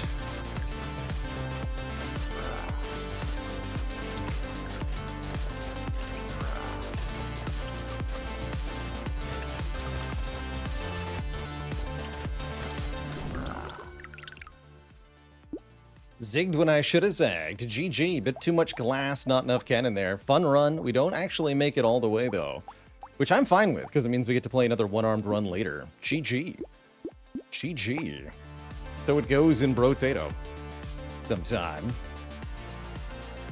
That's always a mistake. I don't think that had anything to do with my max health being, like, 10 lower or whatever. Although I could have taken the knot, right? Then we would have had a lot more. So maybe.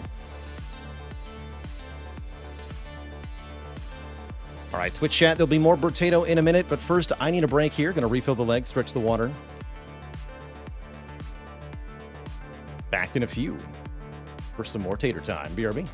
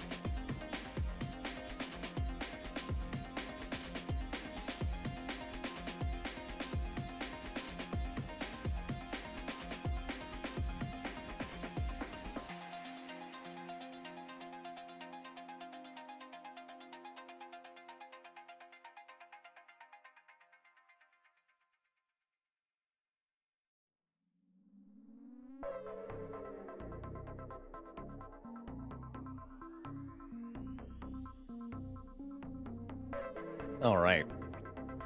The potatoing may resume now. All right, back to the crash zone. We'll put that little mishap behind us that we just had. We're going to play Artificer. Artificer gets way more explosion damage, but way less non-explosion damage. More explosion size. And I see we've added bonus damage with tool weapons, so you're allowed to scale the wrench and the screwdriver with this character now. That's a big improvement. That's a cool change. I appreciate that. And we're going to put that to practice right away with the screwdriver. This could be interesting. I think screwdriver is probably a very good weapon for this character now.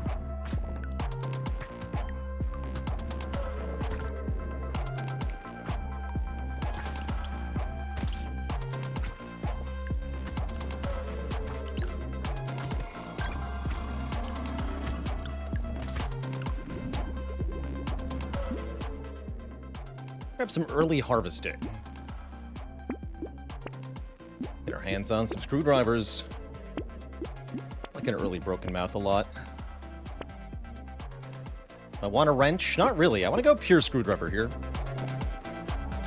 Let's see what this feels like.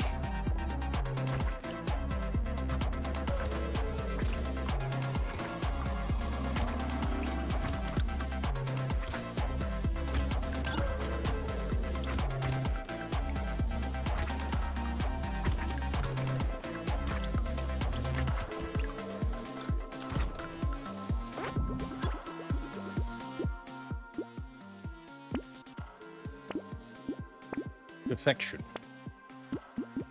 Screwdrivers are nice and cheap too, especially compared to the wrench.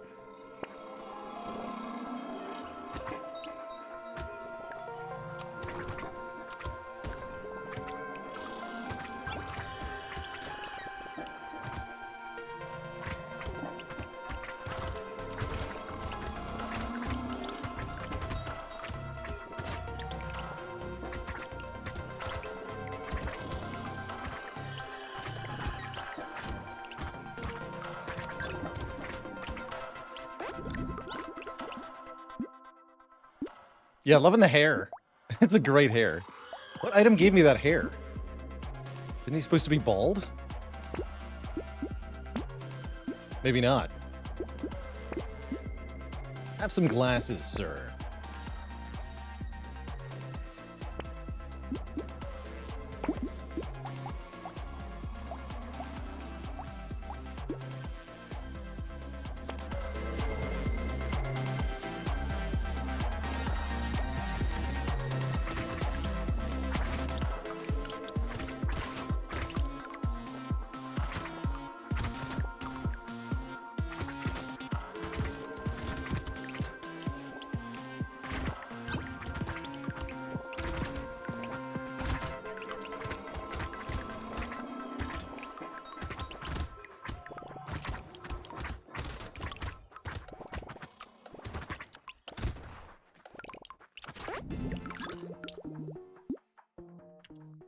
More harvesting, I say.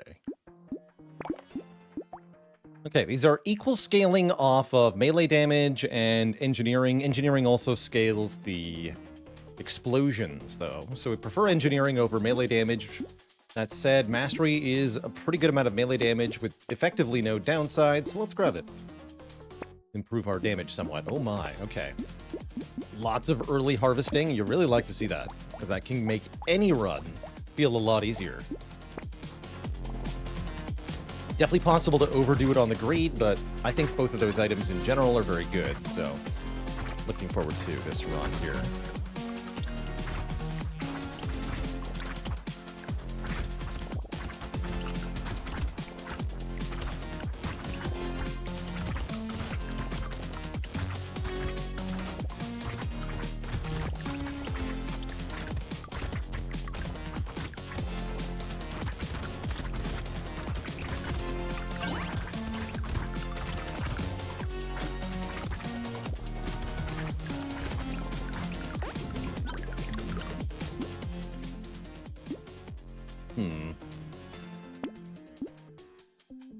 We'll take a bunch of range.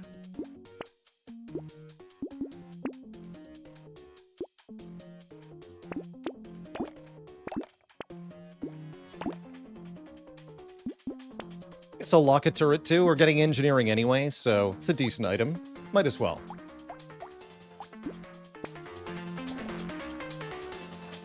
Do these have better scaling? No, the scaling is the same. Interesting. They do get better attack speed, though, for higher tier. And, of course, better mine spawning.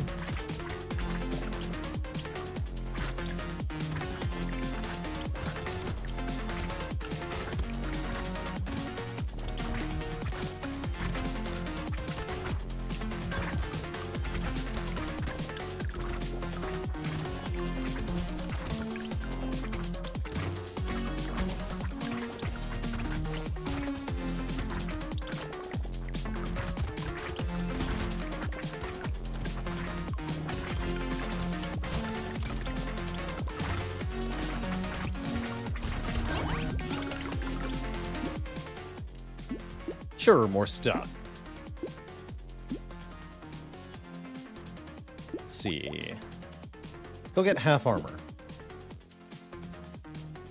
Be nice to get some healing somehow. Oh, I thought that was a... I see.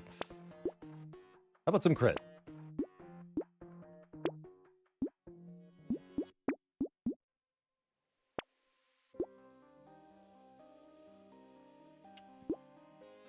Steel seems like an okay way to get healing here, actually.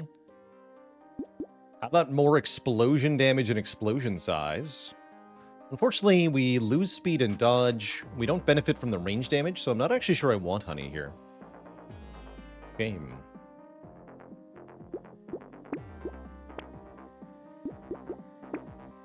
Take weird food.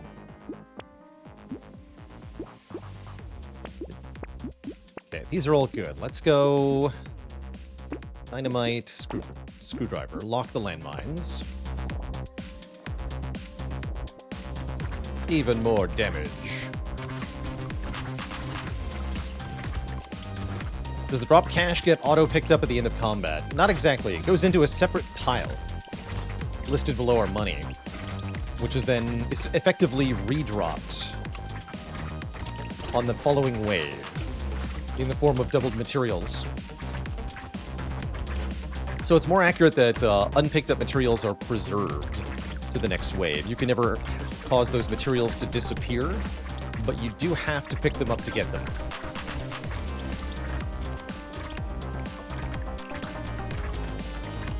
So, always important in Brotato to be picking up the materials on the ground.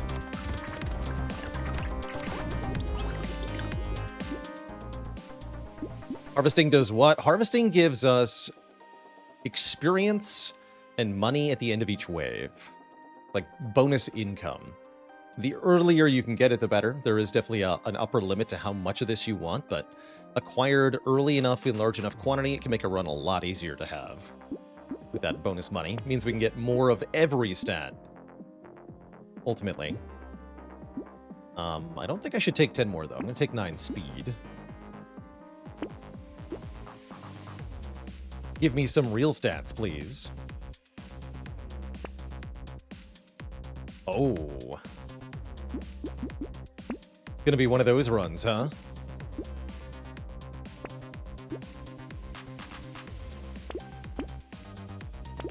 Nice.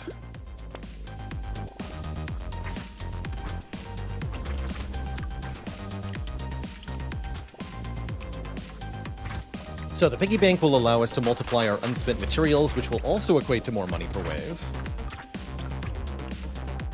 As long as we keep some of our money unspent.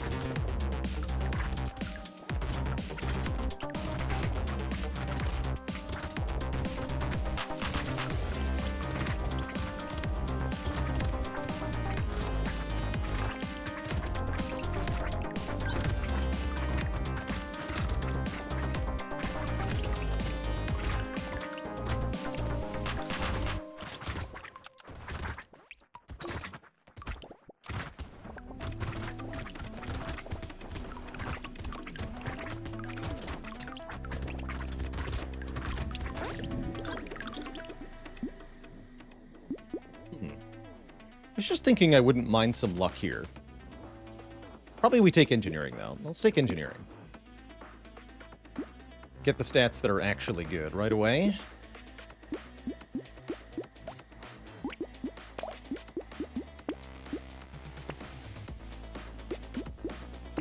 this right away. And save the rest. Gotta keep an eye out for the Clockwork Wasp, or whatever it is that increases structure attack speed. That would be obscene here.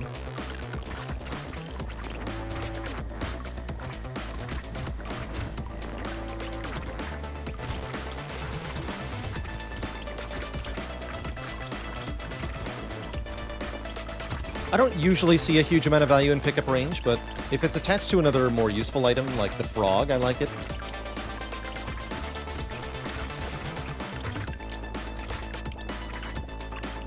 But no, typically I'd rather just take move speed.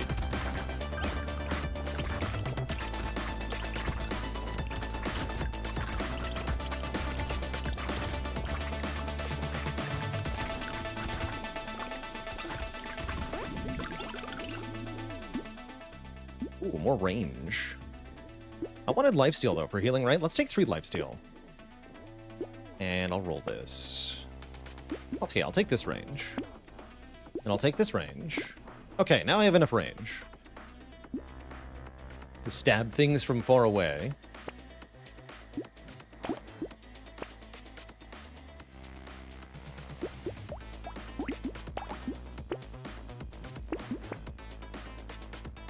And save the rest. Wait. Buy this. Save the rest.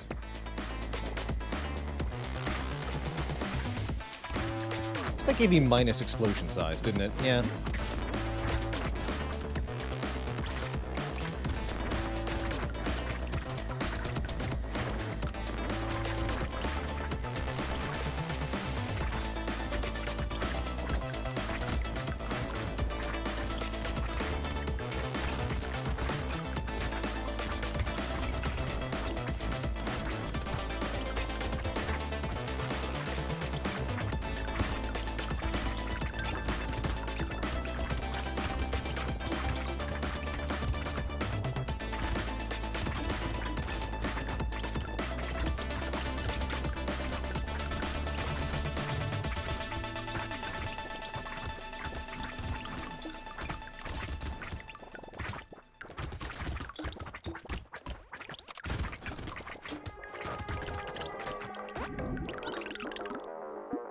Okay, that was a little sketchy, but we're good. We're good.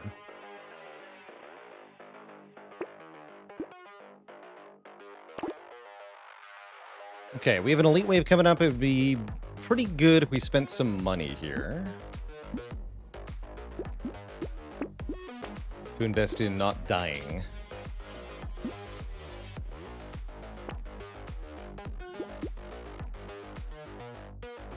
Small amount of dodge, I guess. Or engineering seems good. Coupon seems good. Alright, fine, I'll take 2 max health, sure. There, that's not dying.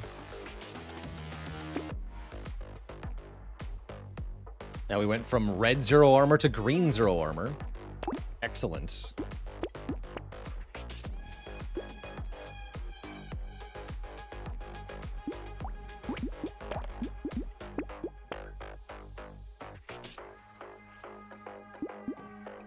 Lock that. Buy that. More minus speed on enemies. Okay. We can slow the elite down a lot. Now we can get away from them.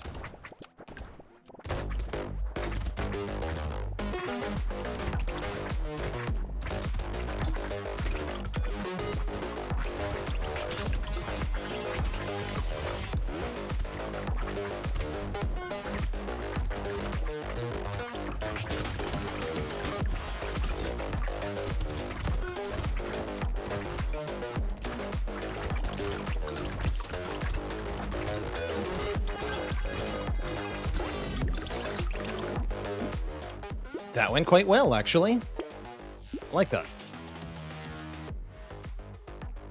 Let's start picking up dodge as our health multiplier, although I do want some more armor, so we can at least have 1 armor, even after I take the wheelbarrow. Yeah, okay, so we don't need further armor modification. I am going to take Pocket Factory, though. That seems badass. Seems remarkably badass. Lock that and buy it next wave.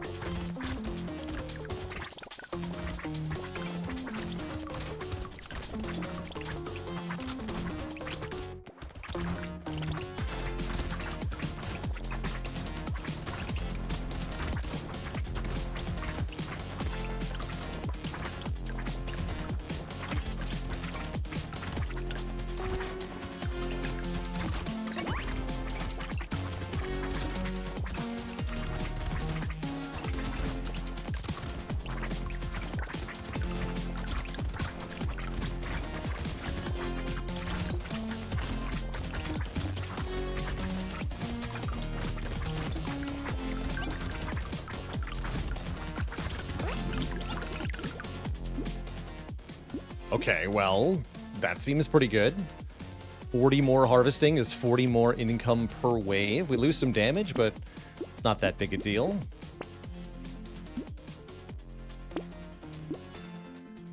We get more engineering items. These engineering items also don't get modified by our percent damage.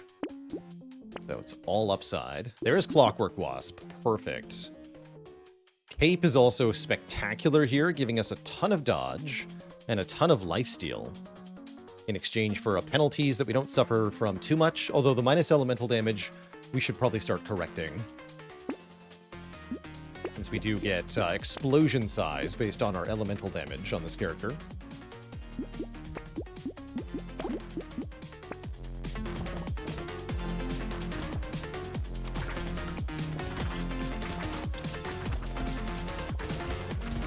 How many shop rerolls is a good idea after a wave? Items get more expensive each wave, so it's usually worth rerolling the shop until you find stuff to spend all your money on each wave. That's a general rule. With the piggy bank, it's a bit different, as we benefit from saving materials rather than benefiting from spending materials. But by default, I would say try to spend all of your money.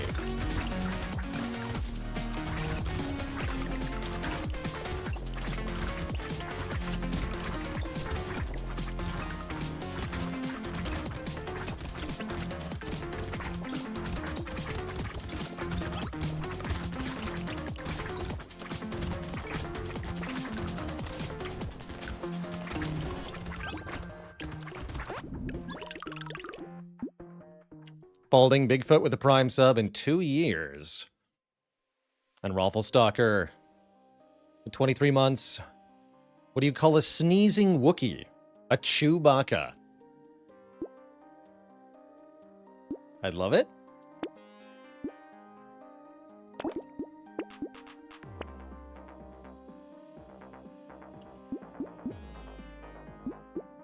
Okay, we kind of failed to scale our tool damage very well, huh?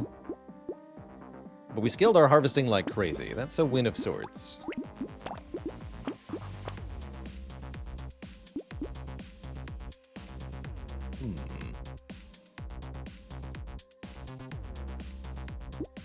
Tyler. You can come along. I can get double Tyler. I like it. Double Tyler. Well, that'll be for later, not for now.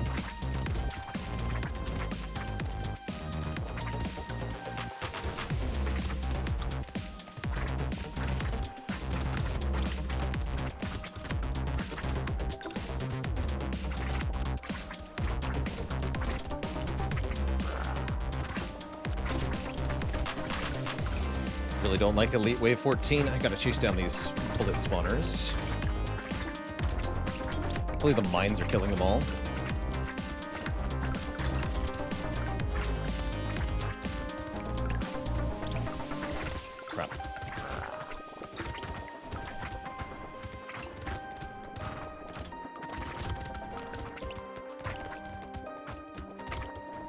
Panicked. Dead. It's a tough life as an artificer with half armor. Really is. GG. Good try. Good try. I always find that character pretty tough. So, that went about as expected. I appreciated the bonus tool damage, but it was not enough to get that run of proper foundation.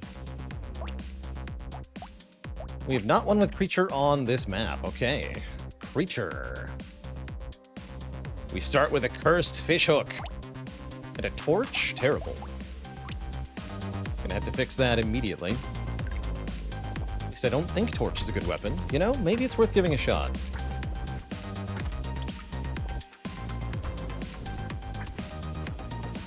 Haven't tried torch in a long time. It does have the primitive keyword.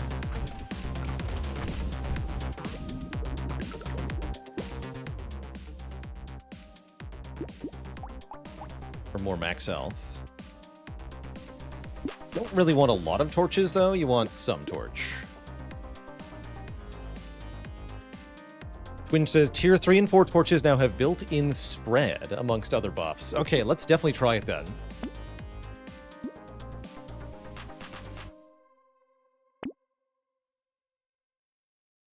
Torch/wand does not seem like a good weapon comp. Take the cursed shard because we're playing creature. Ooh, torch and icicles. Let's lock the icicle. More roll.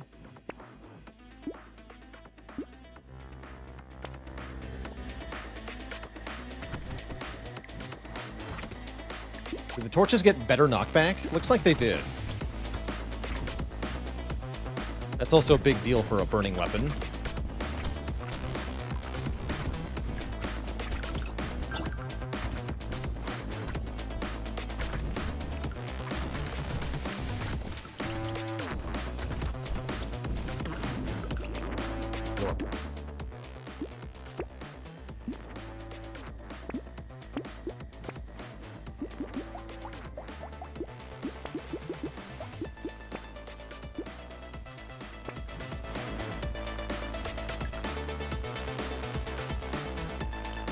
Oh, they changed how knockback works. Knockback now always pushes enemies away from you. Oh.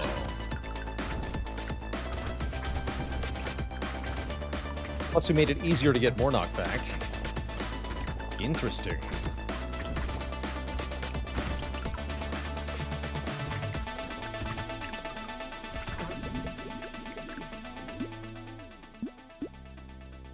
We're going to need range to counteract the penalty of this character, and we get our first cursed weapon, an icicle.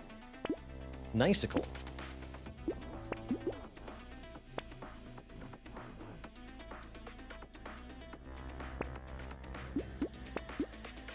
Yeah, boxing glove, more knockback. Give me that cursed glove. What's our fishhook value? 28.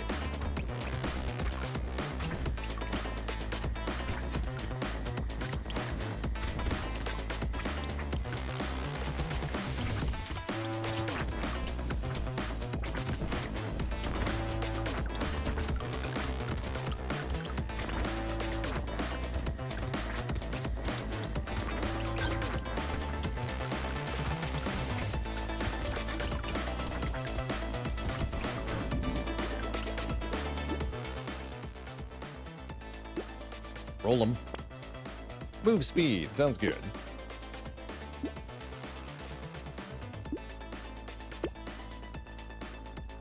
We did get a cursed boxing glove. It only got one more melee damage and one more knockback, which is kind of lame, but whatever. I got cursed items. I'll take them.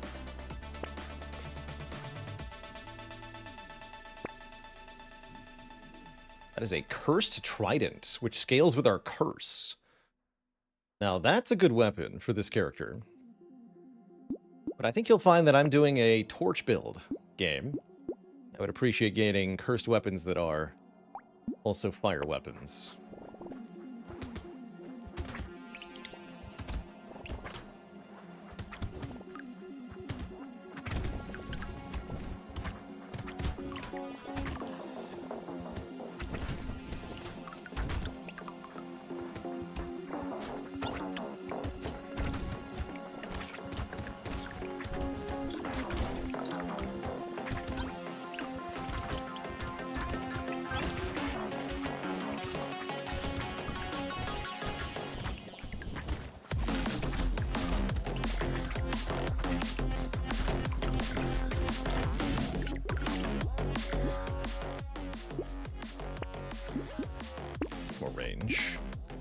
Is a purple torch.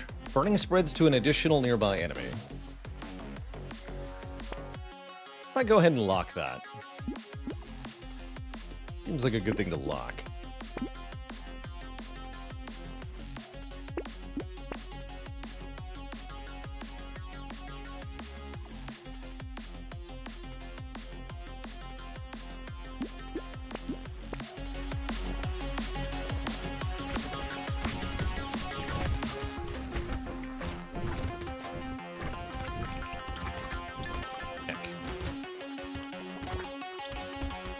Why's it gotta have curse on it, though?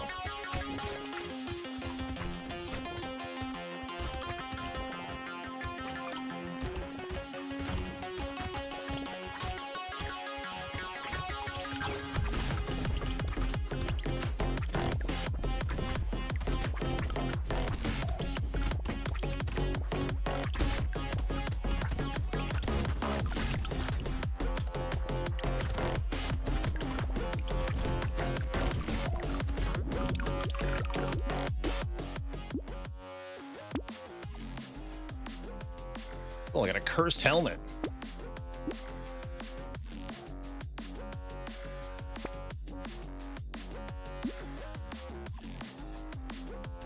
Fireball. Ooh. Try to curse that too.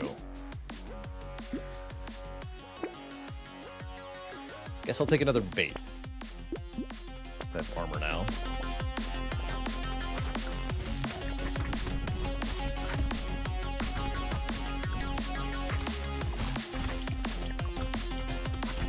Bruh.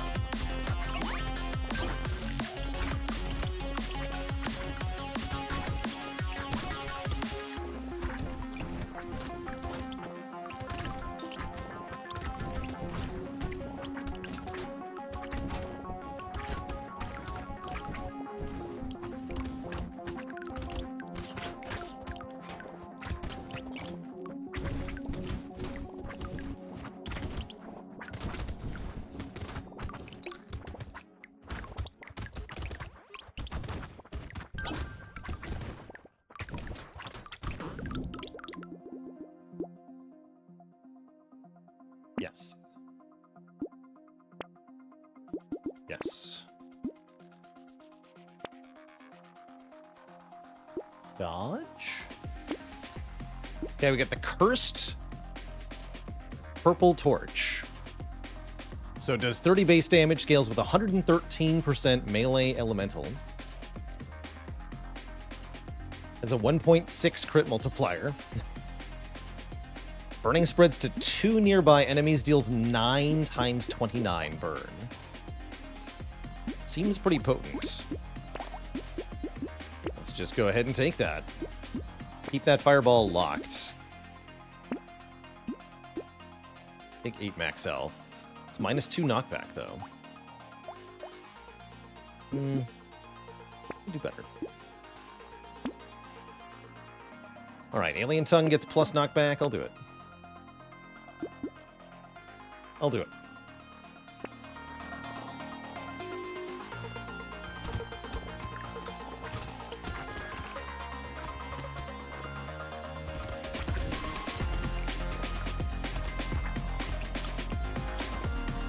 Yeah, I can't wait to see the stats on this thing when we upgrade it to red tier.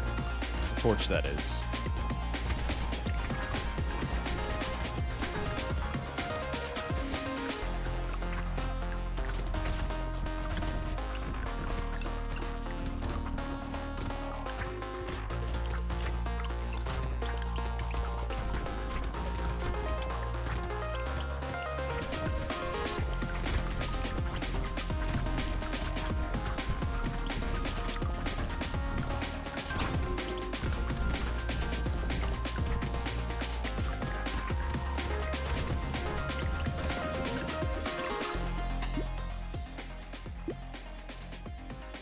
Taking range.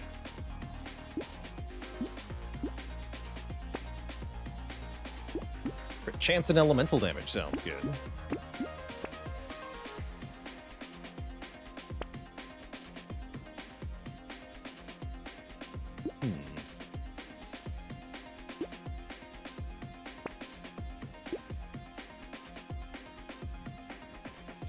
car.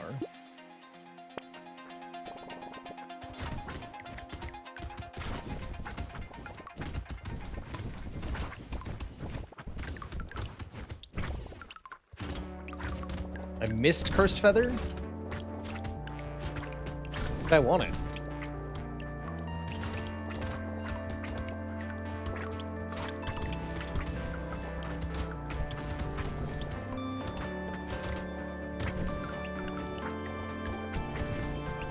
So it was like 5 dodge or something, right? Not horrible.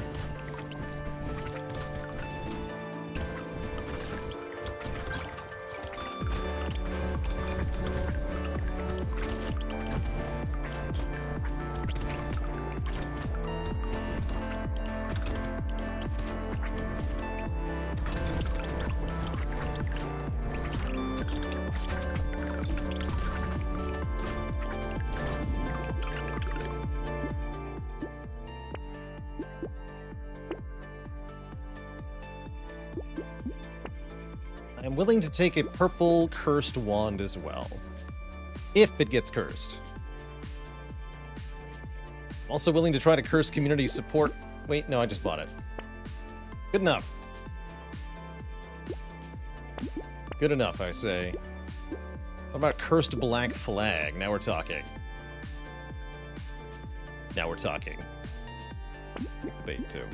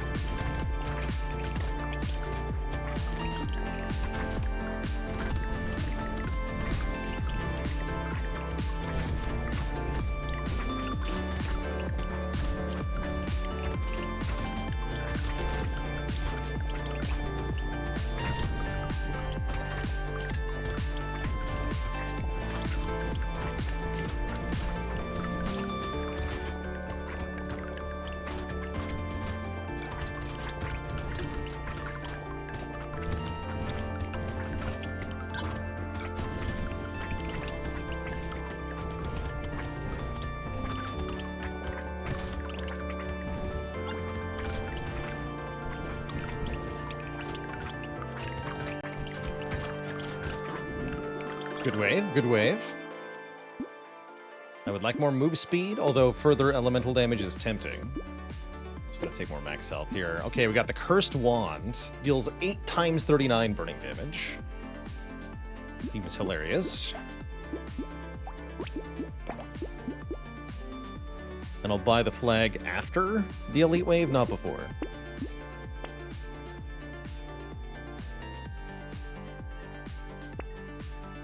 There it is, Coil! First Coil would be amazing, actually. Let's see if we can get that to happen. One more roll.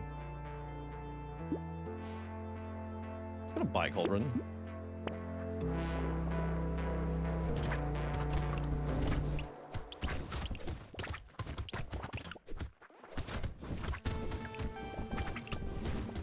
Sure, staying near the Elite is a good idea.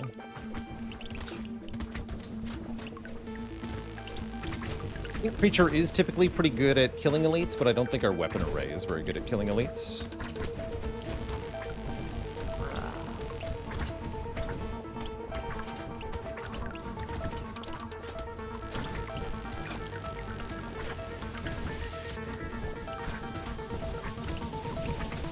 So I really don't have that much health. I am scared.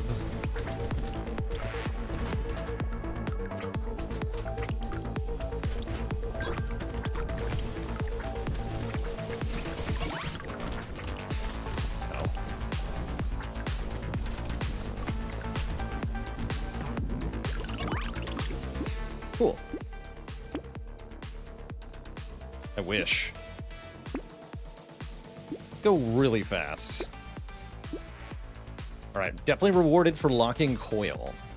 That's 2% damage for every knockback we have. Excellent. I'm just gonna buy Black Flag, too.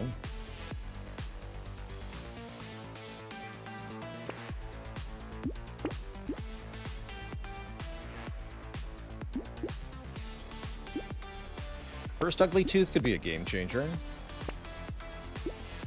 Another purple cursed torch. If we combine them, we'll get a super-powered cursed torch. Let's do it. So, 88 damage, scales with 185% elemental and melee damage. 1.8 crit multiplier. 16 by 62 burning damage. Spreads to 2 nearby enemies. Pretty good.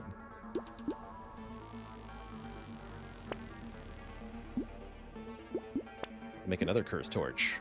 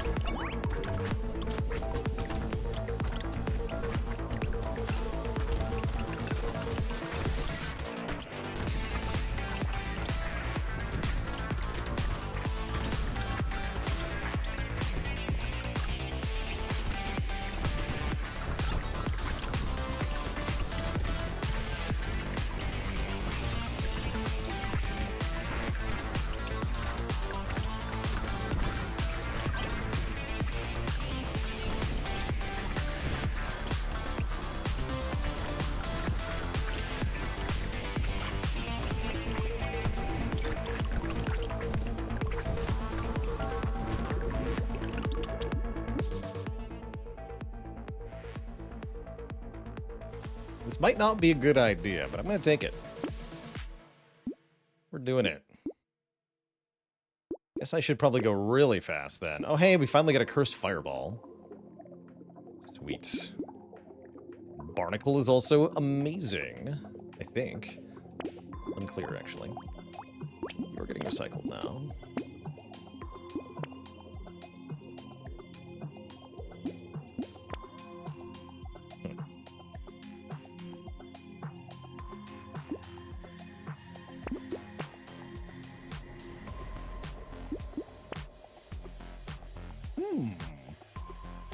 What have we here?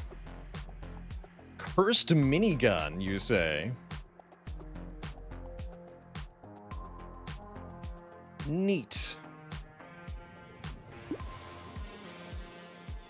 I'm going to take that.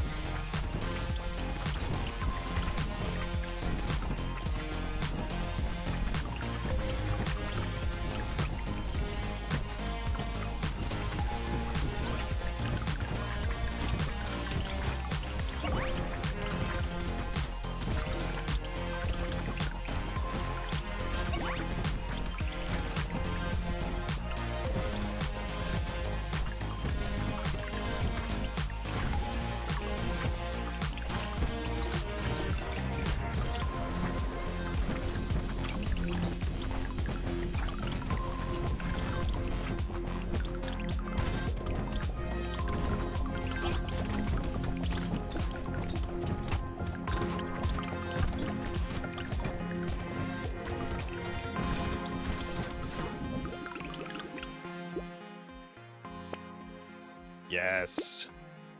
Fish hook number 2. Let's make that minigun stronger, shall we? Perfect. We got a cursed ugly tooth. We got a cursed torch. Got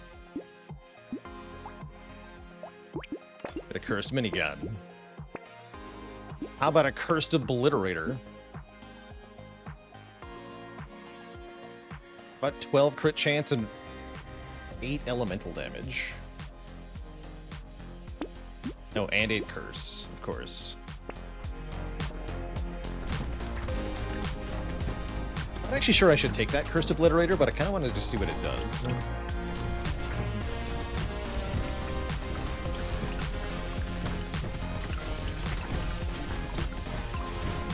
think we need more max health. That's squishy still.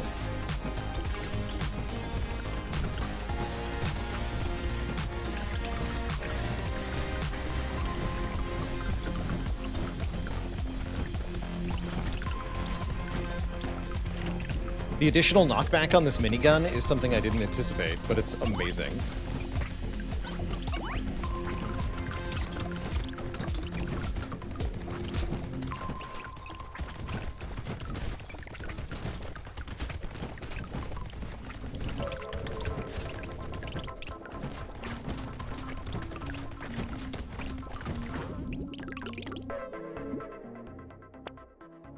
No.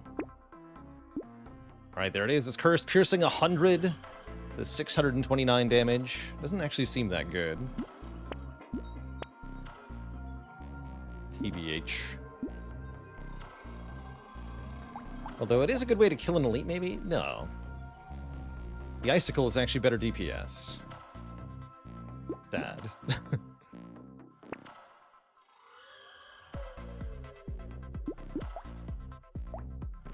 Guess we're going crit.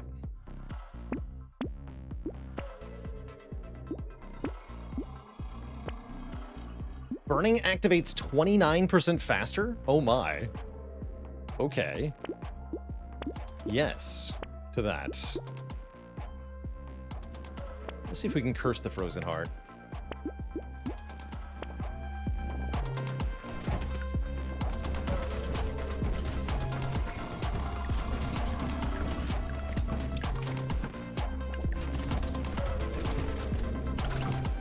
Now we need some sausages. I need to not die.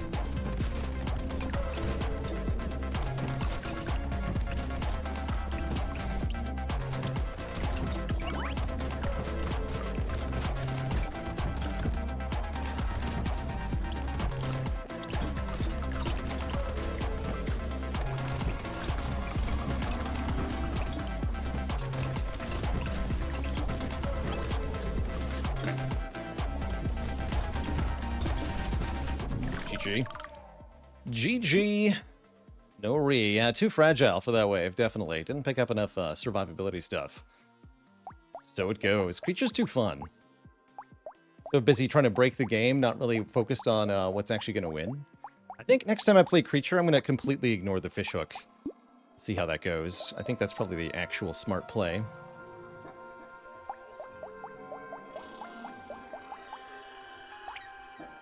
Rimmer in the crash zone. Let's do it.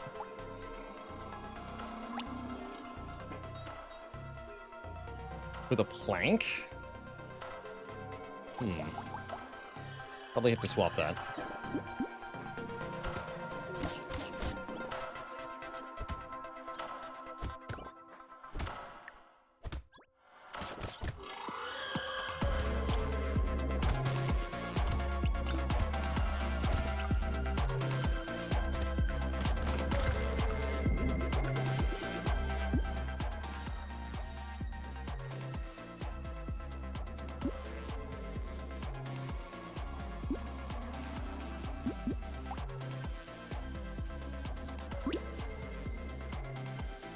I'm going to recycle and roll.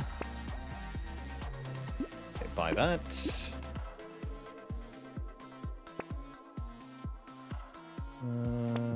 Buy that. Consider the sharp bullet. No, I need guns. Those are good. Do I find playing as myself a surreal experience? It is a deeply enriching and rewarding experience.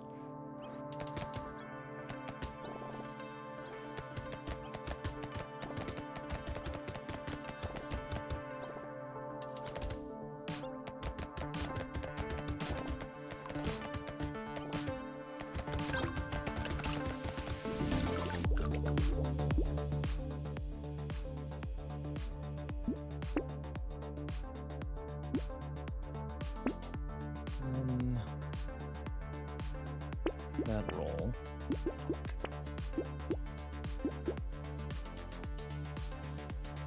I'll take Feather here. If you win in game, you win in real life. Well, actually, the secret about being a streamer is that I don't have to win in the game to win at real life.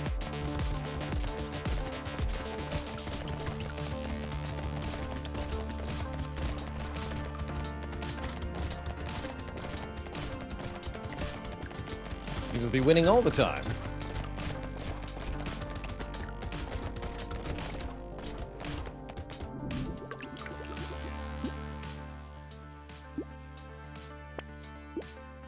Sting is pretty good on streamer. A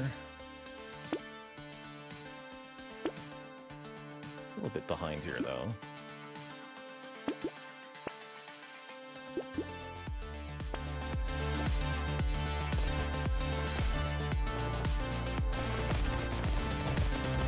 Probably making a mistake buying things that aren't guns, but got some really good items showing up, so I think it's worth it.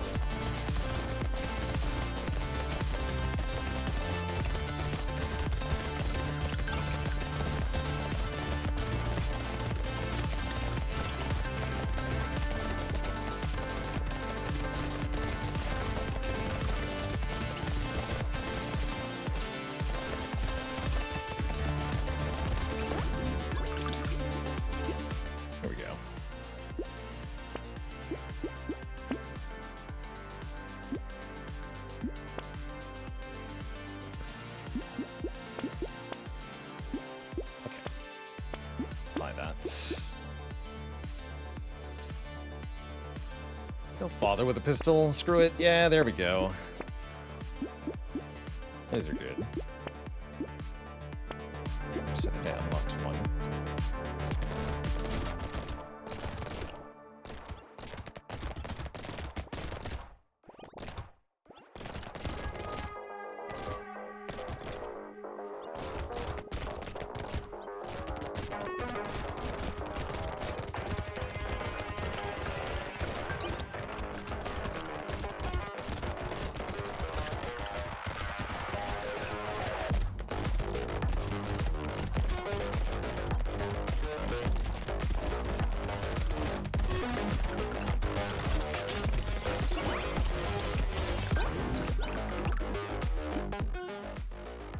Yes.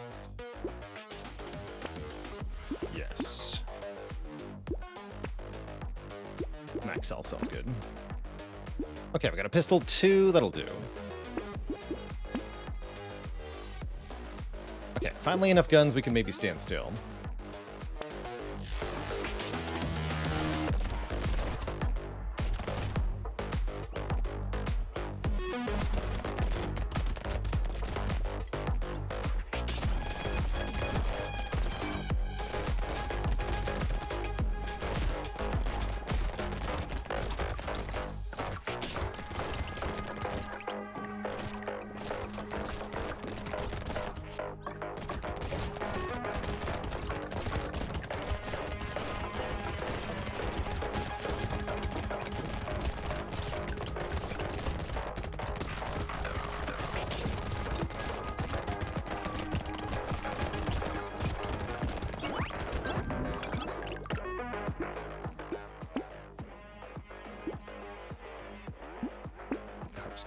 Ooh.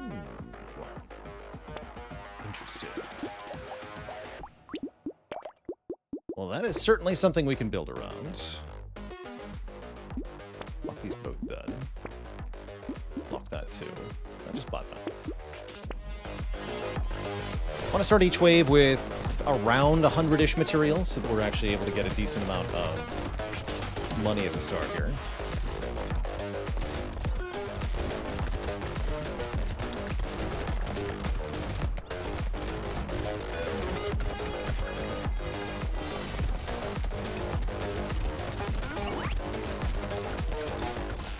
Just a reminder on streamer mechanics, the more money we have, the slower and weaker we are. But we get combat bonuses while moving. Such that if we get into a tough spot, we just have to move around a bit.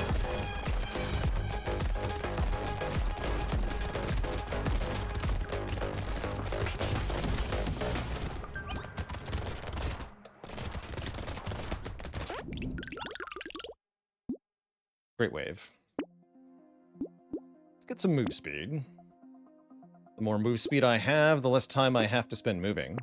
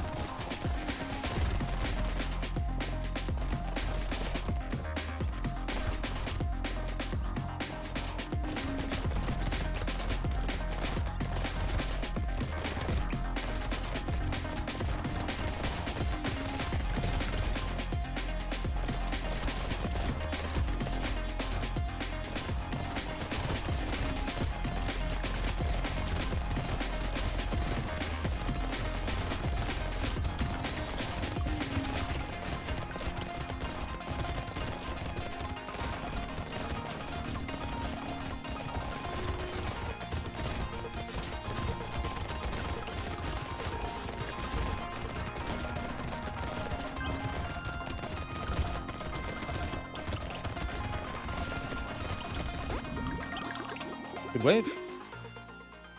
I don't want more aliens on streamer. Or more, yeah, I don't want more enemies on streamer. Really don't.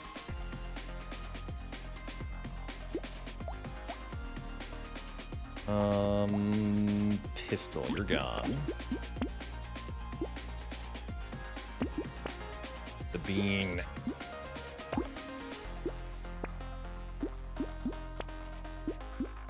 More range.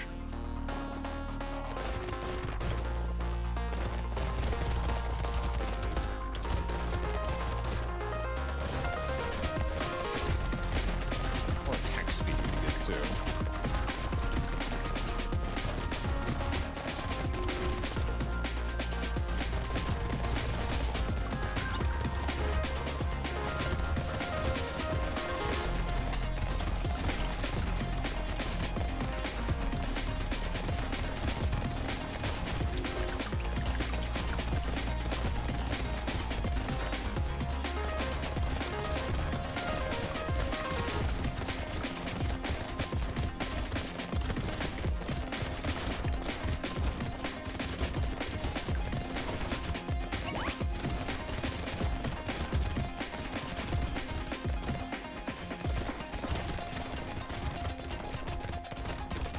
That's a really good chunk of income at the end there. Excellent. Excellent. Not doing elemental damage. Take some percent damage, I guess. And roll for attack speed. There we go.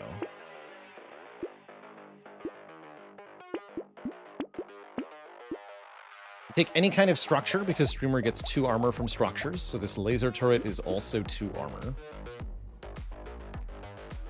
I don't hate sad tomato. I'll take it. Triangle of power seems good. Range seems good. Okay, that's enough.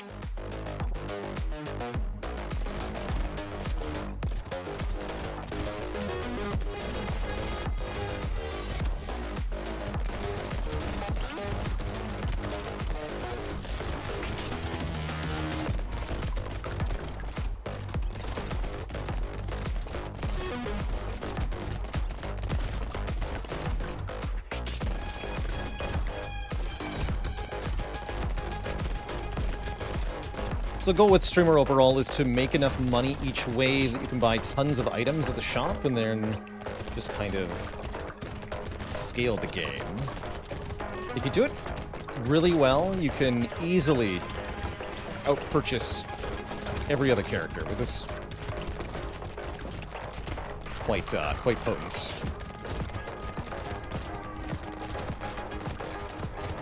Look at all this money I'm making right at the very end here. Tons. That's great. Or max health, please. I don't have very much.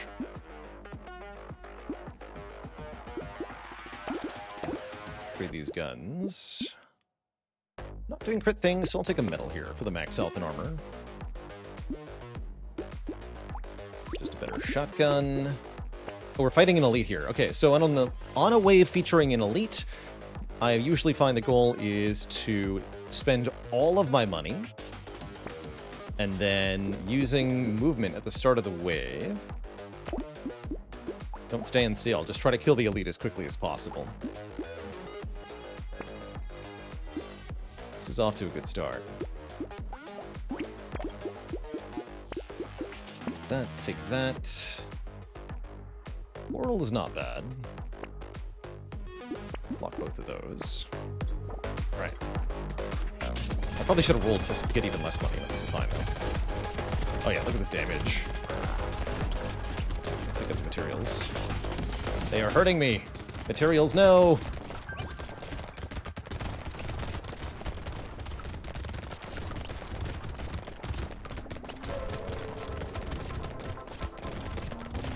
Laser turret, go! See you doing your best in there. So hard to get the kill on this boss. They're resilient to their horde that they spawn. We're gonna get there, though. And the laser turret is doing the work. Come on. You can do it. Yes! Okay, now we can stand still.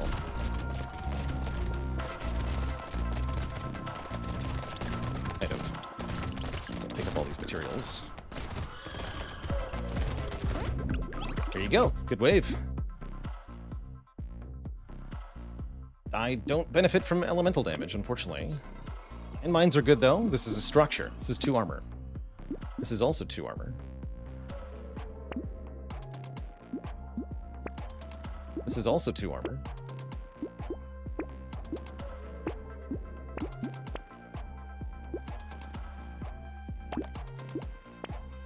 Lock that one. I want more range.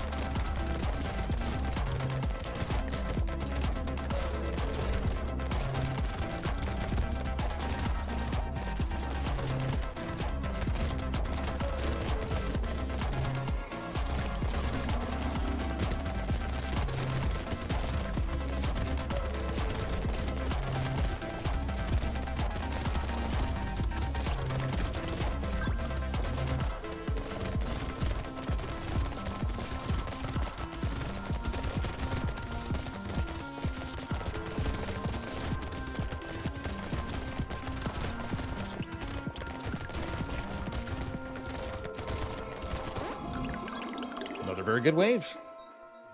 3 range damage, yes. More percent damage, yes. Range and attack speed, yes. Although minus knockback is kind of bad, actually.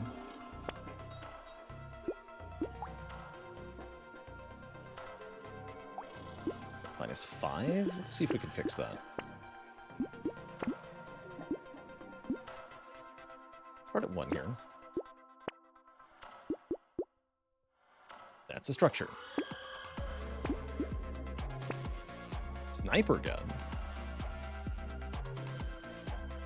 Huh. Okay.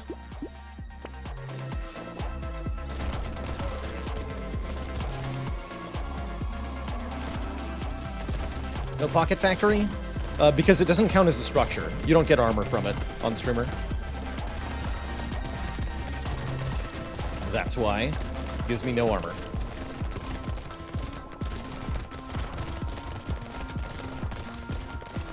Oh, it now counts as 1 structure. Oh, it changed. Well, I am wrong.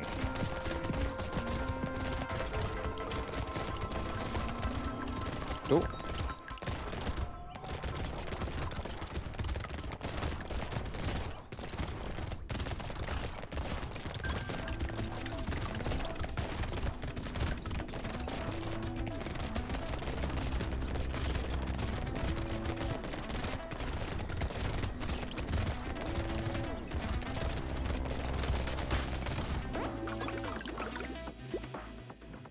Here's some range.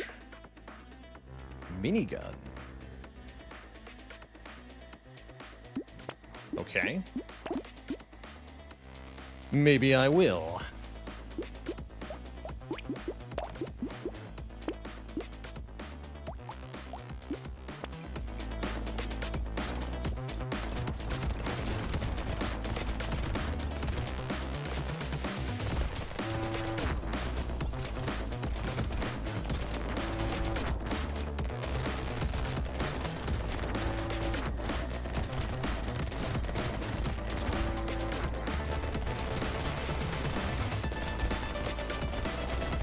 Circle of materials around me. Let's figure that out real quick.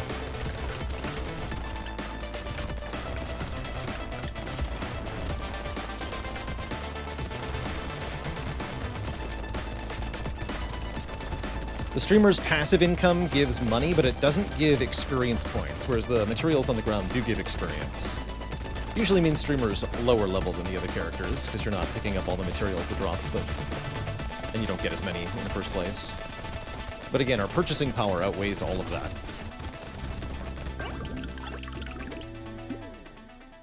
Yes. Okay, Spend all your money again. You got it.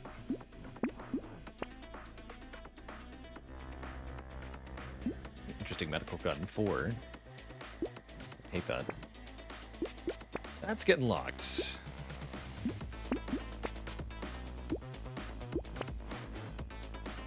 Just spending my money to spend my money.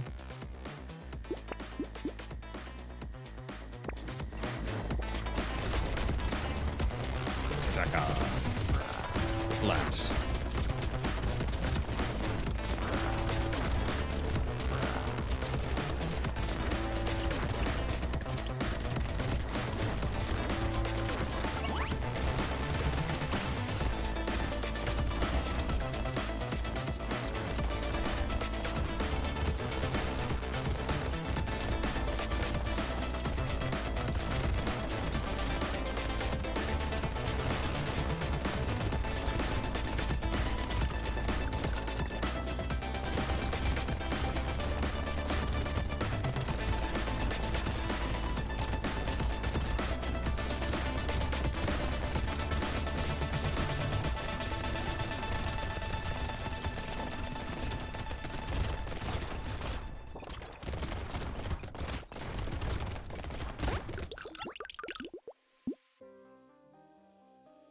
Yes. Ashes to ashes, dust to dust. I've got 21 armor, so who cares if I lose 1 per wave? Not I. Also give me 5 range damage.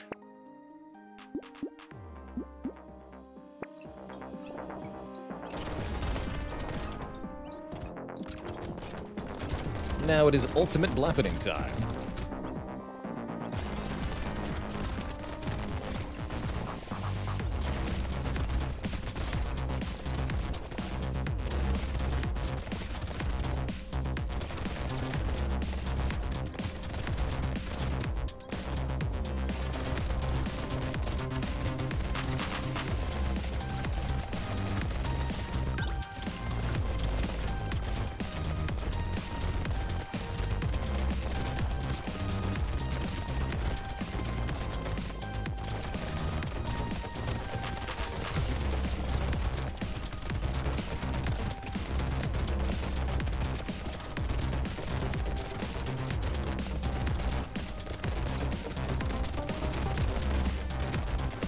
Good stuff. More armor. Some max health.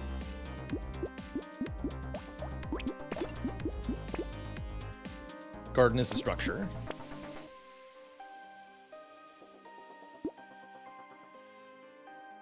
Barricade just seems good here.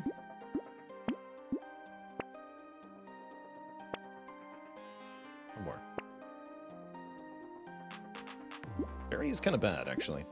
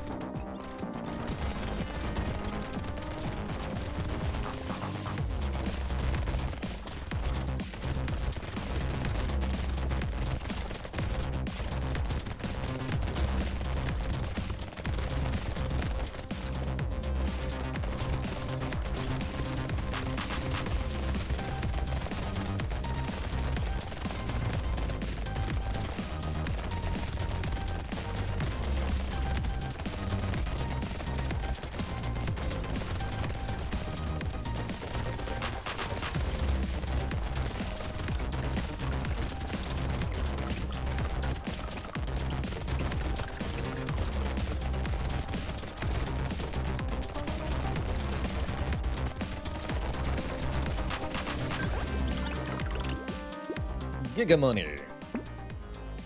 Wait, a second Ashes? Sure. Start adding crit too. We got an elite coming this wave, so I'll spend all the money again. Yes, yes. Yes, roll.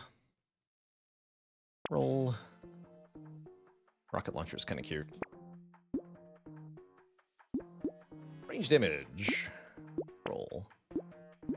Alright, time to get deleted, sir.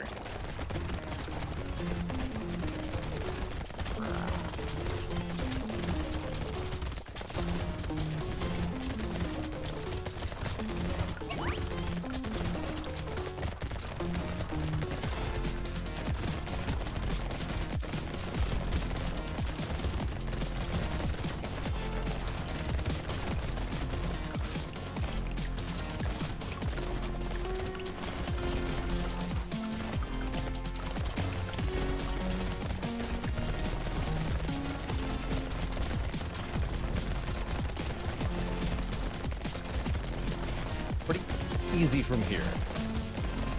Wave 19 should just be a victory lap.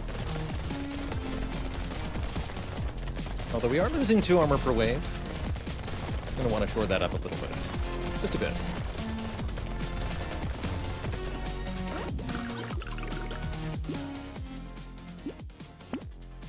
Be the opposite of shoring up armor. Laser turret gives me more armor. Minigun 4 does not give me more armor. I don't think I care. 1 ricochet, please. Yeah, no kidding.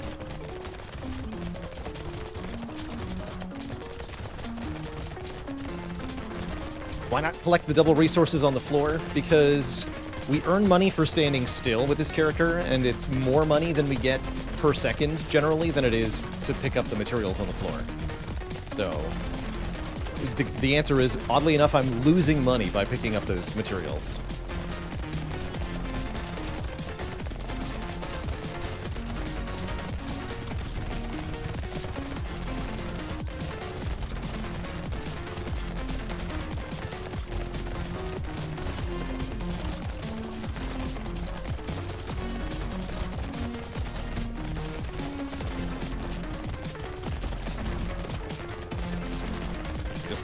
Go up to plus 25 per second here. Giga money. Who needs materials?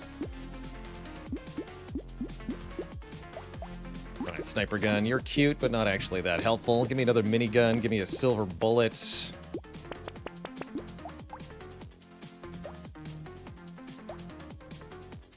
It's 387. Oh well.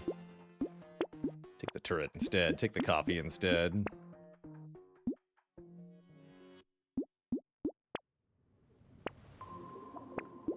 No money for me.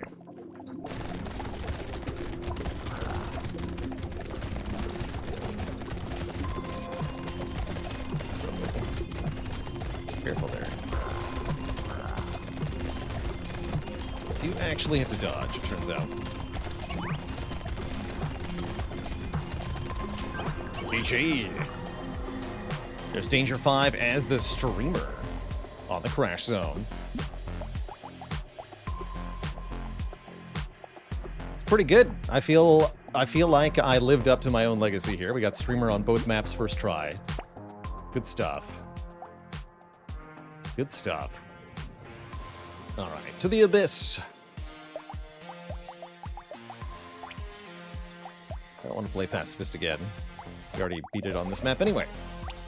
Jeff. Jeff is a weird one. One of the DLC characters. More luck from non-elemental sources against burning targets. Consumables explode for burning damage. Enemies have more health. Elemental damage is reduced. The idea is you light things on fire, then you hit them with non-elemental damage. Apparently you were starting with a screwdriver, which I will probably throw away.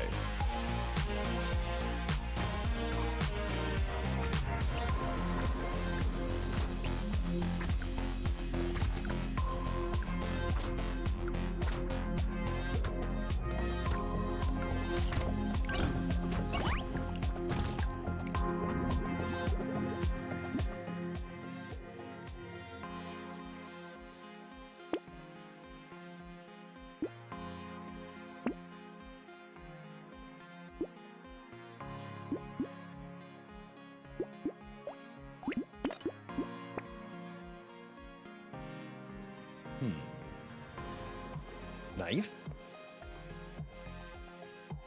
Knives are good against elites. Let's try knife.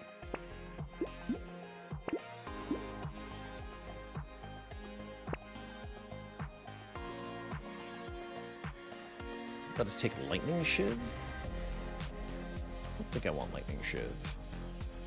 Gary B, thank you so much for the Prime sub. Welcome to the Cozy Sub Club. Jeff with a knife just seems appropriate too, right?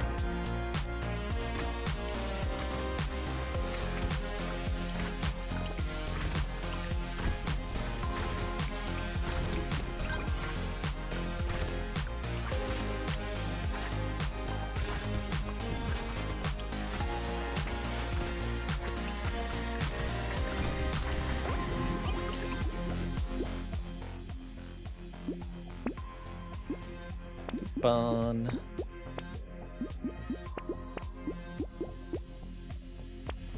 We had no problem finding a bunch of knives.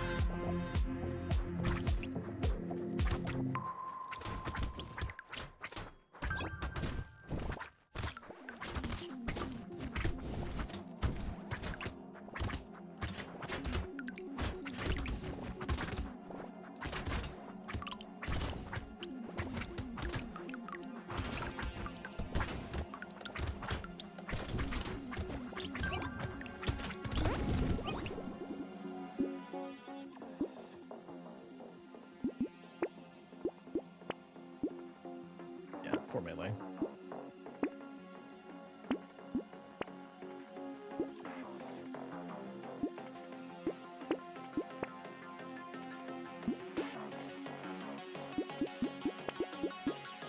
Lumberjack shirt is good because they also have double health, so that makes it not a problem to kill the trees.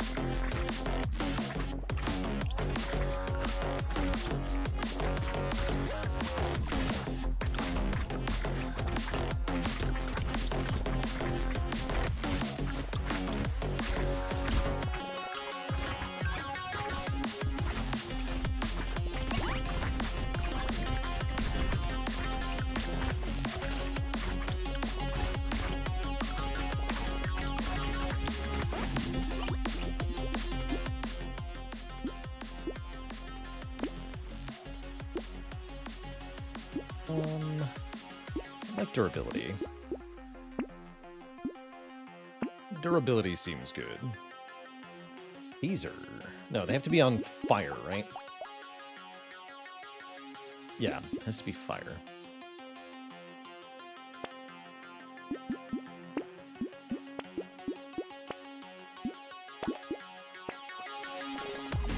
Brotato.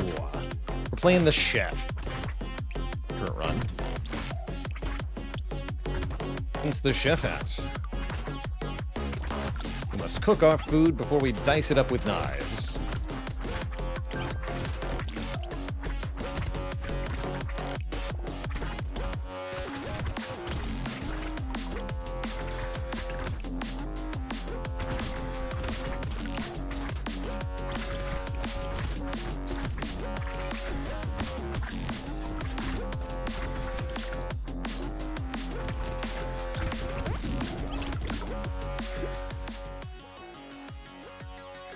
Like even more max health.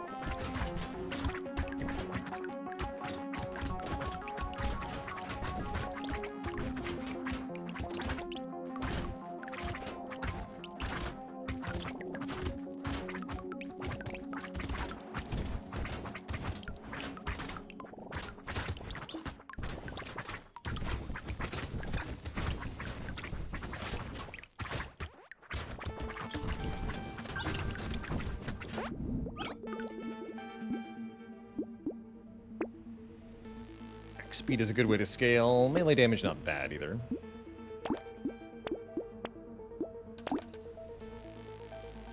I'll take the alien, I will. One is good, two is better. Surely.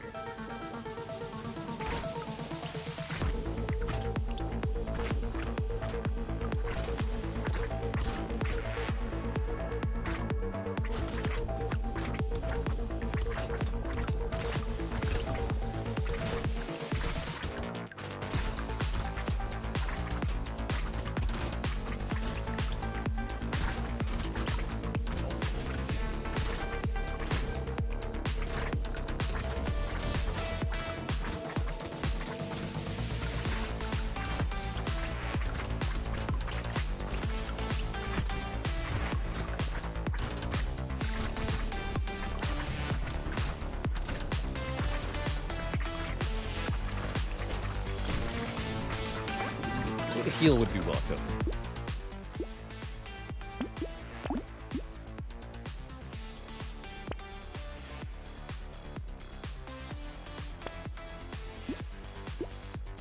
None of this is healing.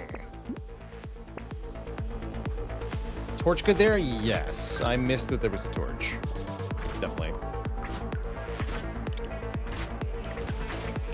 So used to ignoring those things that I didn't even process it.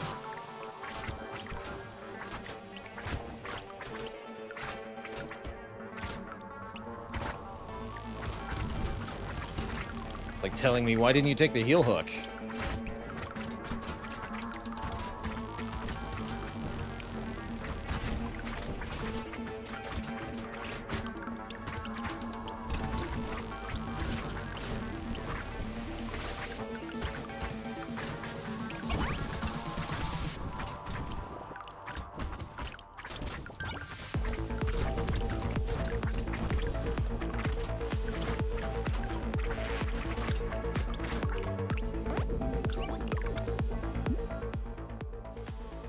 I'll take 20 luck. I'll definitely take 7 crits.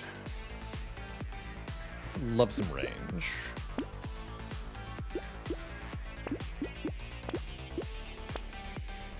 Okay, definitely take the second sausage. With 2 sausages, I probably don't need any burning weapon, actually. You can just let the knives ignite things and have just bonus damage for no reason. Sounds good. Just go pure knife build.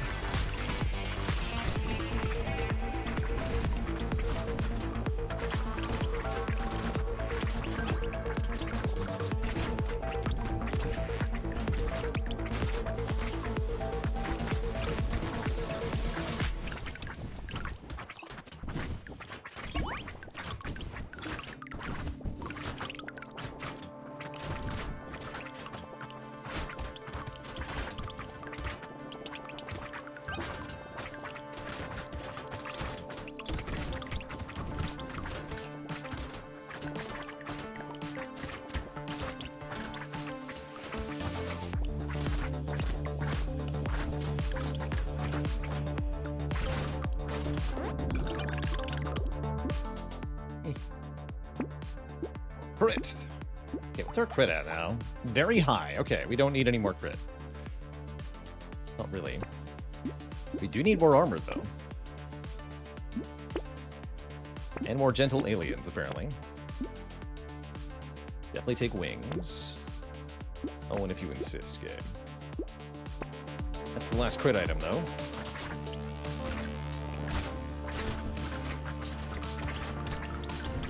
Got some yellow numbers.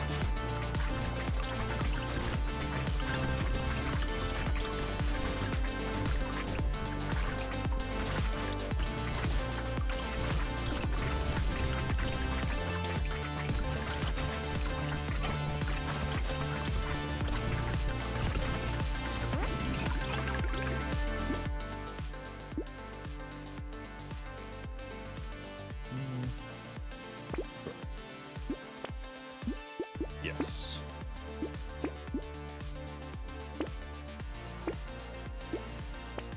Okay, we have our first elite coming up. Take the Triangle of Power. This character should be extremely good at just murdering elites.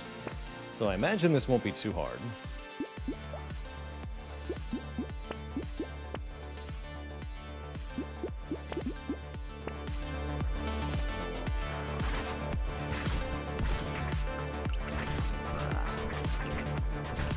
Not get killed, which I'm gonna do.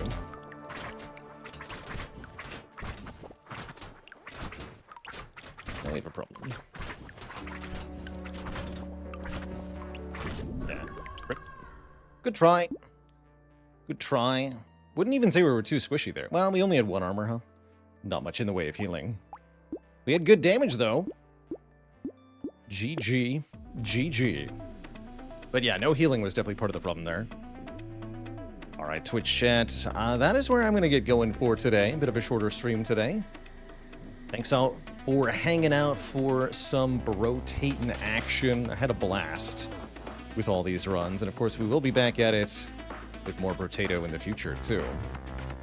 Next week, we start out with more of our Watcher win streak. And probably a lot more Brotato, too. See you later, Phaley, Hell's Razor, Gokaka, Slake Gray, Kakaung, Ted Nato, and everybody else. Until next time, my friends, stay cozy. Have a good one. Toodaloo.